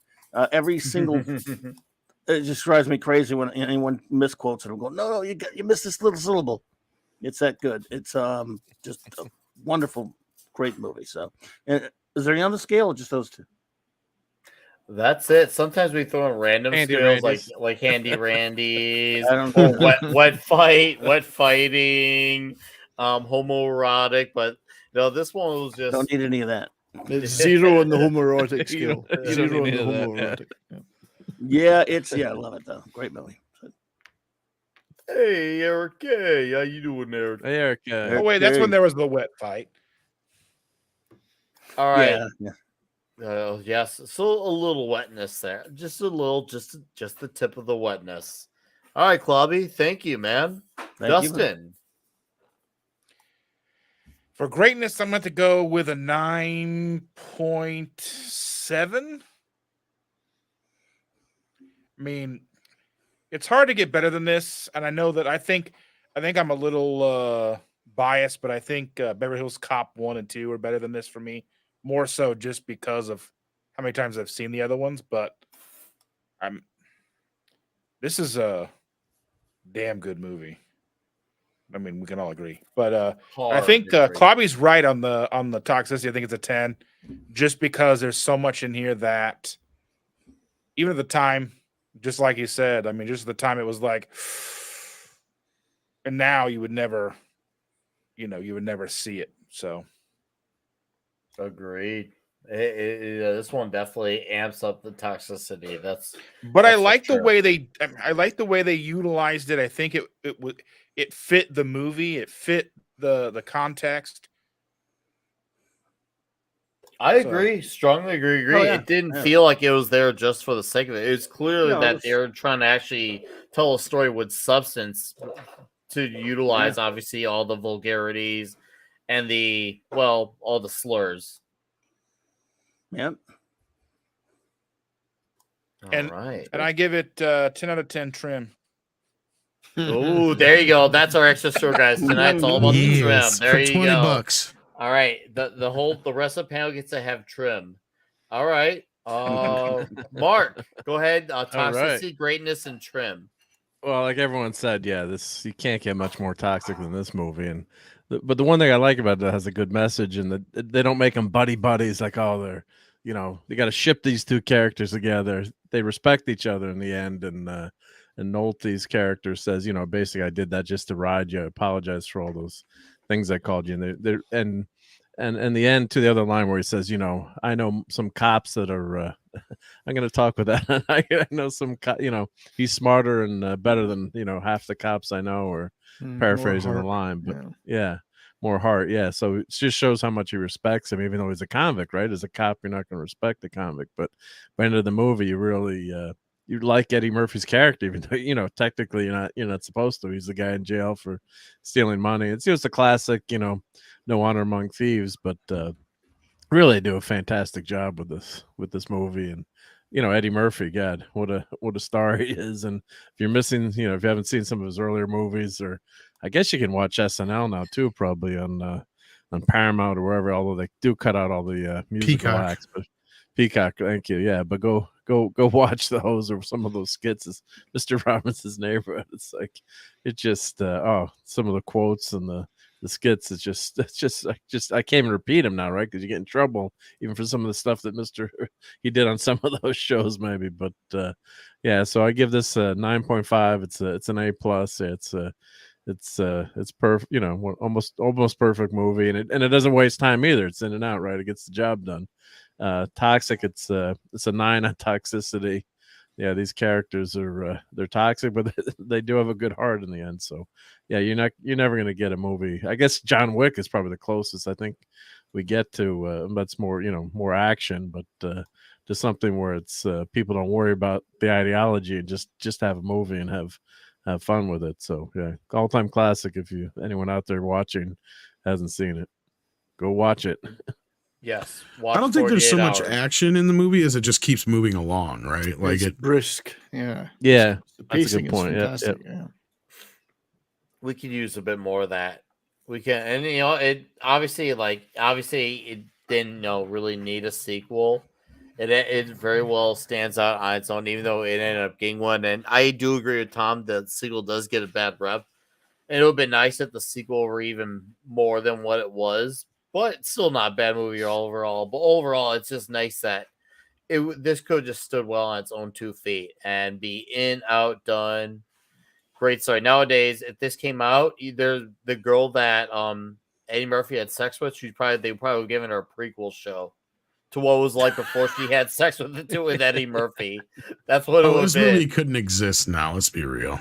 Yeah. Oh yeah, I know, but if we, for the sake of conversation, as far as spin-offs and prequels, that would have been the prequel. That would have been the prequel spin-off.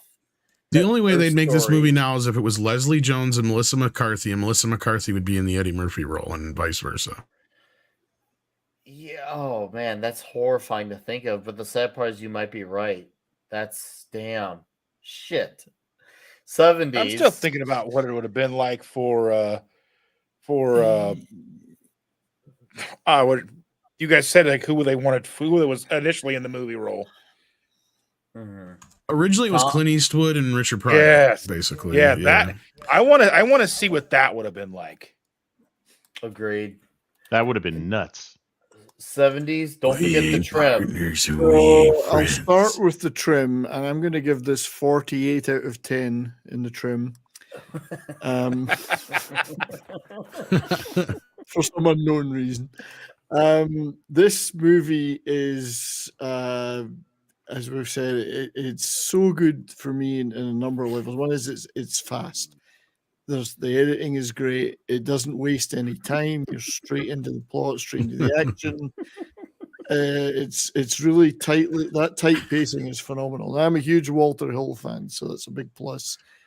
The two main stars are great. The supporting cast, some of our favorite supporting actors from various cult and genre movies over the years are in this. So all those elements are fantastic. I think for toxicity, I'm going to give it 9.5 out of 10. Ooh. The only reason it doesn't get 10 is that cowboy bar girl dancer is not topless. And I think that would have been 10 out of 10 then. So that was a real letdown. But 10, I mean, you just could not do in the way they did it in this movie. Some of the things they did in this today, you couldn't say those things unless it was in a completely different context. So, but it is an equal opportunity offender in many ways. So, but toxic as hell, which I love. I think, and it's seminal. I mean, yeah, there was one or two earlier buddy type movies like Freebie and the Bean is a favorite of mine, but this kind of wrote the book for everything that came after, I think. So it's as we say, it's seminal. I think it's like a 9.8 out of 10 for me. Ooh, yeah, I like it. And how would you rate Bert? I would rate Bert as I think I'd give him a 69 out of 10. Okay, that's fair. That's fair. All right, Tom. Wow. Don't forget the trim. Kind of nailed it here. I mean, at the time, how toxic was this movie? Maybe a 6 or a 7, but now it's like off the charts. Yeah. Man. I mean, they just to show it on television now, they'd have to butcher it even more than they did when they originally showed it back in the 80s. You know what I mean? Just for sensitive audiences. It's like, my God. Hurt out there tonight. Right? Yeah, I'm sorry if anybody got hurt by this violence and naughty words. And, that is why you don't appeal to the modern audience. It's just ridiculousness. But no, I mean, this is one of the best films of that era. I mean, God, in the year that this came out, like we were saying earlier, that the movies that came out in 82, I mean, the only other year that comes close to me is 84, I'd argue for, but a lot of scholars and film critics and whatever you want to call it that get into that stuff, they consider 82 the year for best year for films. And it's hard to argue with shit like this. I mean, it's even the lesser films of the year, like this is the 7th highest grossing film of the year. Just can you imagine what the top grossing films are? Yeah, there's a lot of great films this year. So the fact that a star, probably like I said, arguably the biggest star of the 80s was born with this film right here says a lot. For Nick Nolte, this is probably one of his signature roles. I mean, Walter Hill, it's probably one of his biggest financial hits, I'd imagine. Yeah, I mean, what else can I say about the movie? It's a 10 out of 10 as a film, and it gets $20 in trim. Nice. Nice. Oh, that was good. I like that. Well said, Tom. All right, red shirt. Wow. Everybody said it. I used to think that the movie that could not be made today was Blazing Saddles. And after rewatching this, I realized Blazing Saddles would be a walk in the park compared to getting this movie made. This has got to be, I mean, this is Spinal Tap territory. The toxicity in this goes all the way to 11. For greatness, Eddie Murphy's career as an 80s movie star wasn't born in this film. I would argue he emerged fully fleshed, like he just walked on in an Armani suit and everybody went, holy shit. Yeah. It was like just, I said, this is one of those cases where it was like more so like it wasn't so much that he was lucky that his agent was dating the director. It was more like the agent was lucky that Eddie Murphy was her fucking client, basically. Yes, the director and his girlfriend were both the lucky ones. Yes. Yeah, it blows my mind. I mean, you know, I've seen lots of other actors that I like, and you look them up on IMDb, go back to their early days. They have the uncredited part, and then they have a small part with a name, and then maybe third, fourth movie, they have a big role, and it's breakout for them. And, you know, I was just on the MF for Friday with Matt looking at some of his very first movies, and I'm like, whoa, dude. Oh man. You know, I know this is a bitch of an industry to get into. And so Eddie Murphy walked into Saturday Night Live as a stand-up comedian and went viral, and then walks into this movie and just blew audiences away. So, you know, for greatness, this is a 10.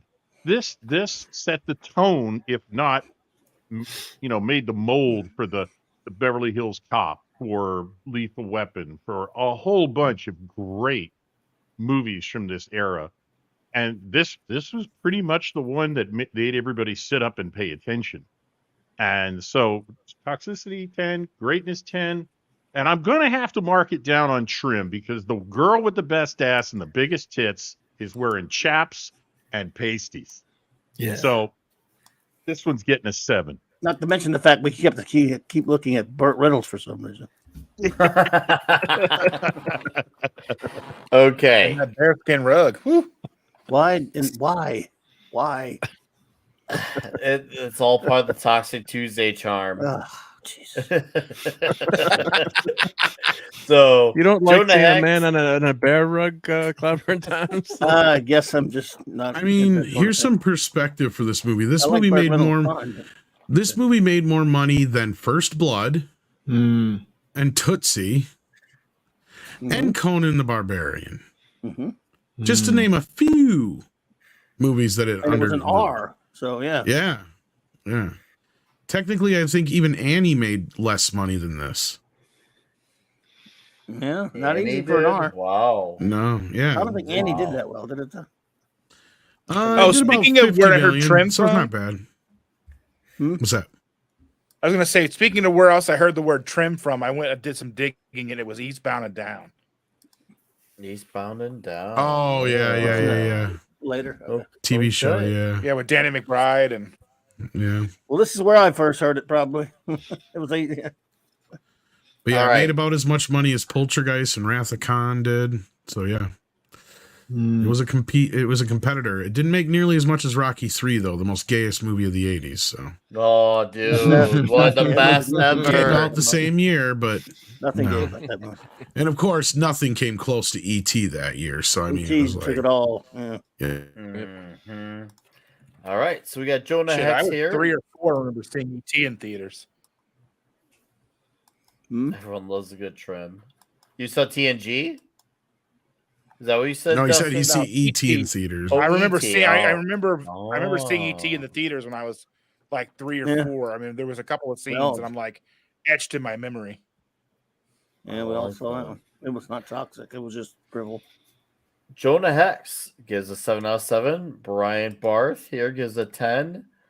Thunderheart, 10 out of 10. Stephen M. Kellell, Toxicity 9. Overall greatness 10. Fat Hey, Elvis, greatness and toxicity 10-10.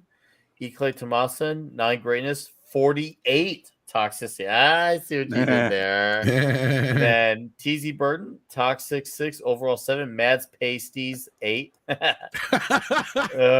that was good. Joe's Atmosphere says this is Eddie's best performance ever. From the opening Prison Break to the credits of Smoothie Rocks. Overall, 10 Prison Break? toxicity for the racism alone is 10-10. Oh wow.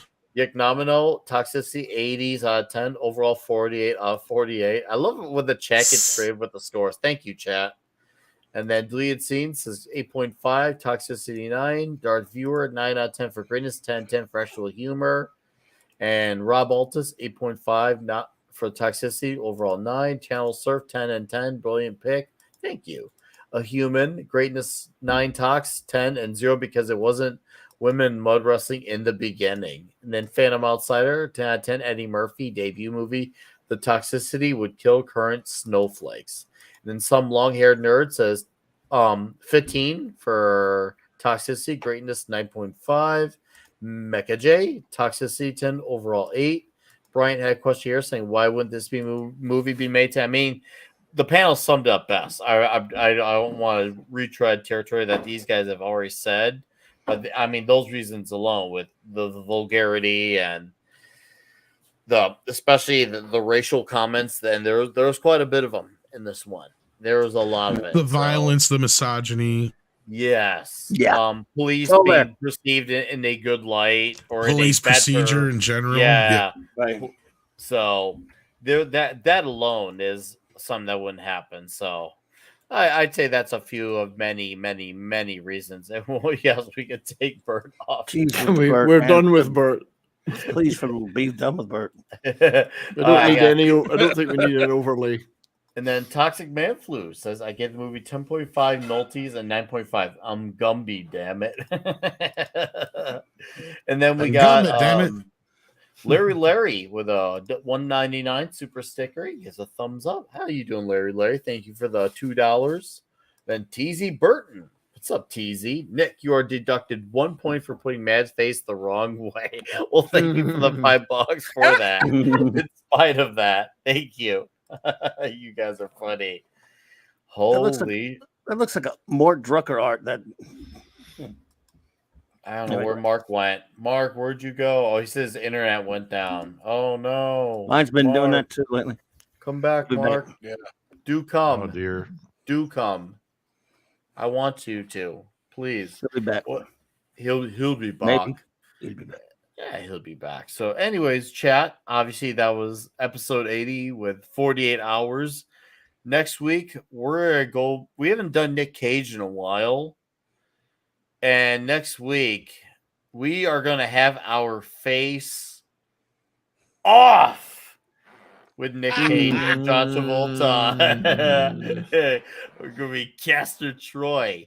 So, yes, next week, face off. And this is a heads up. If you're watching Mead right before this probably won't affect you too much. But if you are just coming in for Toxic, we're going to start a half hour earlier at 8:30 p.m. Central Time. It's going to start a half hour earlier. And for those who know, I have seen some comments saying that they wish there was a little bit of a lesser wait from Mead till this. Well, you've been heard, and this will probably make the transition a bit easier. So hopefully that helps. Hopefully that helps. All right. So that'll be starting next week for Face Off. And holy shit, George. Hey, George for 1999 says, all hail Nick at night. Love 48 hours. Been lurking while working. I see what you did there. All hail to the panel of beautiful passages. George, Hail, nice to George. see you, sir. George, I'm going to be in Dallas in June. So, and because there's supposed to be stuff. So I hope you can come on hang. We're getting a few of the dudes together. Thank you for the $20, George. That is very generous of you, my friend. And I hope you've been enjoying the show here.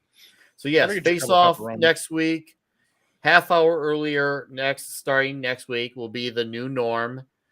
And with that said, we're going to let these guys plug in their channels, starting with That 70s Rock Fan. Well, this morning, Dustin joined me on Pop Culture Minefield, and we had a fantastic guest, first of a series of shows where we're going to have some veteran tour managers on. So this morning it was a guy called Derek Wilkinson, who's been tour manager for Average White Band, Dio, Meatloaf, Allman Brothers, Foreigner, you name it, tons of acts. We had a fantastic show this morning, and then that was on Pop Culture Minefield. We're going to do a round 2 with Wilco before some of his fellow tour managers come on. So on my channel, if I don't know if you can share that screen, Nick. Yes, my channel next Monday, it's only Talk and Roll. We'll have Wilco back again because we barely scratched the surface this morning chatting to him with his fantastic memories. So we're going to do a round 2 with him on my channel on Monday, 3 p.m. Mountain Time. This guy is just incredible. And then in subsequent weeks, we're going to have 3 of his colleagues. They call themselves the Rock and Roll Rowdies, and we're going to have those guys on too. I mean, the number of acts these guys have worked with since the 60s onwards is incredible. So anyway, that's what's coming up for me. So looking forward to that. Awesome. No, thank you, 70s. Good to have you back, and keep killing it now on 2 channels, or technically 3, because you got the radio channel as well. So yeah, I don't know how I'm finding time for it all, but there's more time prepping. I've got so much time prepping, I can't watch things on YouTube like I used to. But, How do you have time to play Fortnite? I never played Fortnite in the first place, so that's one thing I've saved from it. So guys, not my kind of game. In the chat, if you are not somehow subscribed to That 70s Rock Fan, if you haven't yet and you've seen him on here enough frequently, now is the time to do it, because not only has he delivered the goods, but he is under 50 subs from 1K. I think he could hit that within the next week, maybe in the next few days. This is the time. This man, he shows up, he comes a lot, and he delivers when he comes. And there's going to be a lot of great stuff on the channel coming up. A lot of stuff planned. I'm working hard on some special stuff. So don't stop, because you're gonna get there within the next few days. Don't stop. Right? Thinking believing. Maybe even by tomorrow. Hold on to that feeling. Don't stop me now. Don't stop. There you Don't go, stop. guys. Stop. That's his channel right there. Go sub to 70. I appreciate it. And as I say, a lot of exciting stuff coming up. That was a medley. It was. We did a medley of hits, a medley of shits.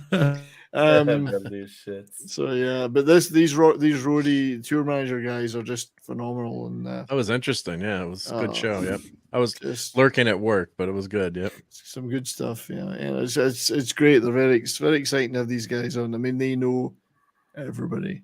So so who knows what may happen in the future with these guys? Ooh. Anyway. No, dude, I'm excited to see what's happening next. That's amazing for real, dude. All right, and yes, there will be a lot of wet fighting, guys. That's his channel. Sub now. Let's get him to 1K. All right, if not, we die trying. All right, Dustin. We've got all kinds of cool videos coming out. We got review videos, all that shit. Brian's been awesome. Let me come tag along on his channel. Super stoked to be a part of the discussions with Wilco, and I mean, just some of the cool shit we talked about today alone, like that Brian Johnson stuff, and just I mean, just so much amazing stuff. He knows I mean, everybody. Yeah, this guy knows. I everybody. cannot wait to hear more. So, like, yeah, follow me, Keto Simple, if you want to know some keto stuff. We product reviews, all that fun shit. Follow 70s, get him to over 1,000. We can't stress that enough. And come listen on Monday. It's going to be fucking rad. Monday's going to be a great show, Dustin. Thanks for coming on to these. Appreciate it very much, mate. Oh, I wouldn't miss it. I love this. So romantic. Yeah, dude. We have a bromance. I mean, it almost reminds me of something that I've seen before.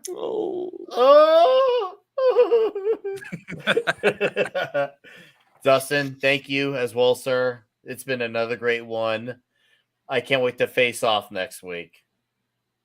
We're going to sideways jump and shoot There our we go. fucking brains out. I want to take his face off. I think we're all going to say that line at least once next week. Oh my God, he looks just like me.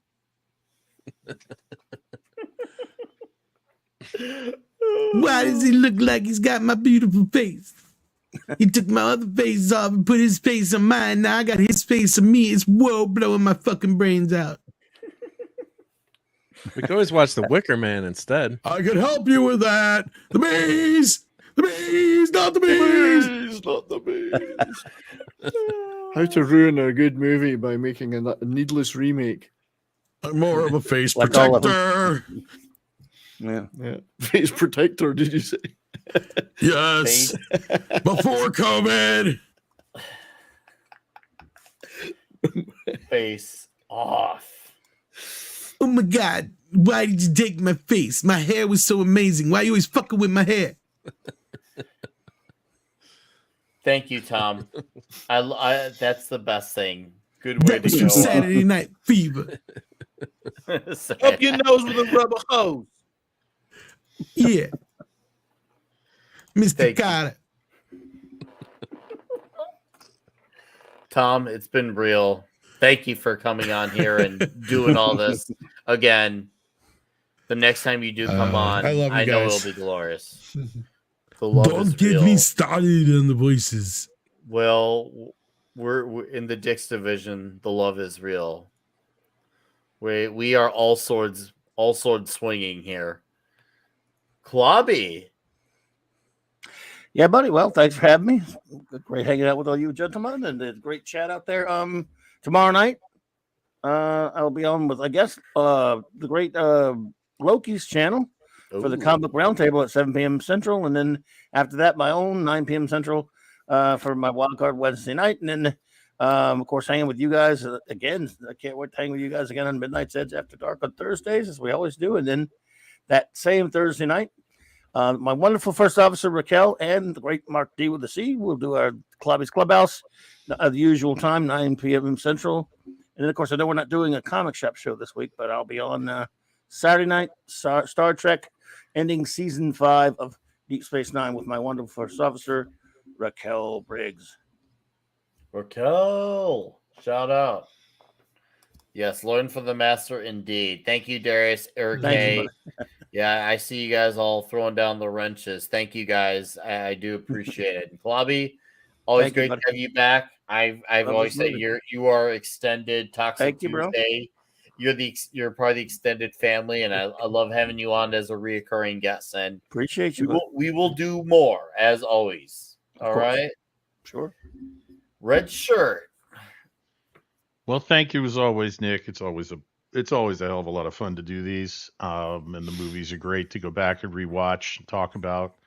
I know almost everybody that's in the chat right now, and they've been on fire tonight. So Yes, you guys know I'll be in all of my usual haunts in the chat. And this Friday, I will be after FNT. I will be in my usual seat in the booth on the MF for Cocktail Lounge on Foulball Productions channel. Killer. And I'll be here next week. Awesome. Love to hear it. Yeah, next week's going to be fun. We're going to have a lot of laughs. I can already hear it now over or anything involving Nick Cage, so it's going to be great. So, sir, you have a great night. Have a great week. And, of course, to the man who made the show on a very visual level happen, Mark D with a C, sir. Thank you for your time and, of course, your insane amount of efforts you do for Toxic Tuesday. You are the glue Thank you. that holds it together. Thank you. Yeah, no, hope everyone enjoys that. And yeah, it's always fun. And it wasn't too much work tonight, thankfully. Not too much nudity in that I can feel everyone's pain. Yeah, damn those pasties. But anyway. The devil's invention. The devil's invention. But yeah, so I'm 5 of them. I know everyone subbed to 70s first, but after you sub to 70, sub to me because I'm 5 away from 600.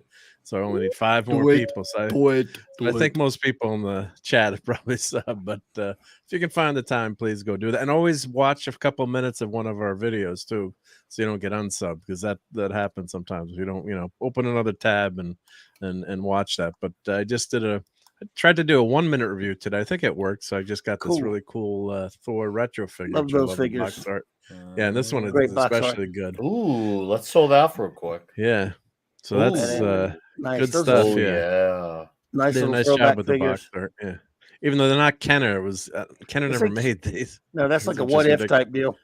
Yeah, but these are cool. So yeah, I appreciate everyone checking out the channel. Tour reviews, like Clobber Time said, I'm on Thursday on the Clubhouse with him, which is always a lot of fun, and Sunday Night Geekery. So come hang on Sunday night. So yeah, much appreciated, and check out the channel, and looking forward to Face Off. Oh, I can't wait. It's going to be great. Nah, Mark, thank you again. A fun one. Have a great night, a great week. We will do this again. And of course, I'm the last one. So obviously, guys, Face Off next week. New bat time, same bat channel, 8:30 p.m. Central. No comic shop, but we will be back next week. We'll have Jason Sandberg on to talk about his debuting Indiegogo comic book. And the week after, we'll be having Philbo Baggins on as well to promote his comic stuff. And then we'll be tagging Adam Warlock, Jim Stalin stuff. And I've got a video come out this week as well. And also did one last week on the Pizza Hut X-Men run. You should check out if you somehow haven't. And, of course, I'll be doing a live show from Houston this Friday, since I'll be down there for a metal festival. So keep your eyes and ears open Friday morning, because I'll be doing that. So, yeah, thanks, you guys, for your support. Thanks again to the wrenches, the chat. The chat was absolutely awesome tonight. All the quotes are just flying, and the super chats were crazy, and direct donos as well. Thank you. And the Legion of Memers, Magic Poop, Lovely Sherry, thank you for the memes. And, of course, to my esteemed panel, and to the new subs who subbed to the channel. Hopefully you liked what you saw, and you come back for more toxicity next week. So with that said, we are going to just play our intro as our outro. All right, guys. Where is the clip? Where is it? There it is. Good night, everybody. Thank you. I'd like to show you something.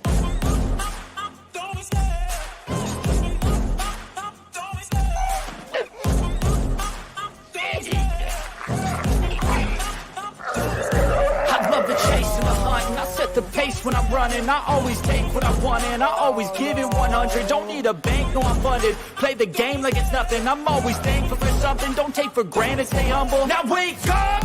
It's time to look at the enemy. Look in the mirror if he is no friend to me. It's not working out, maybe it's the chemistry. It's time to break up so I can make a better me. Better believe in your mind, cause it's everything. You can mold, shape, find almost anything. All it takes is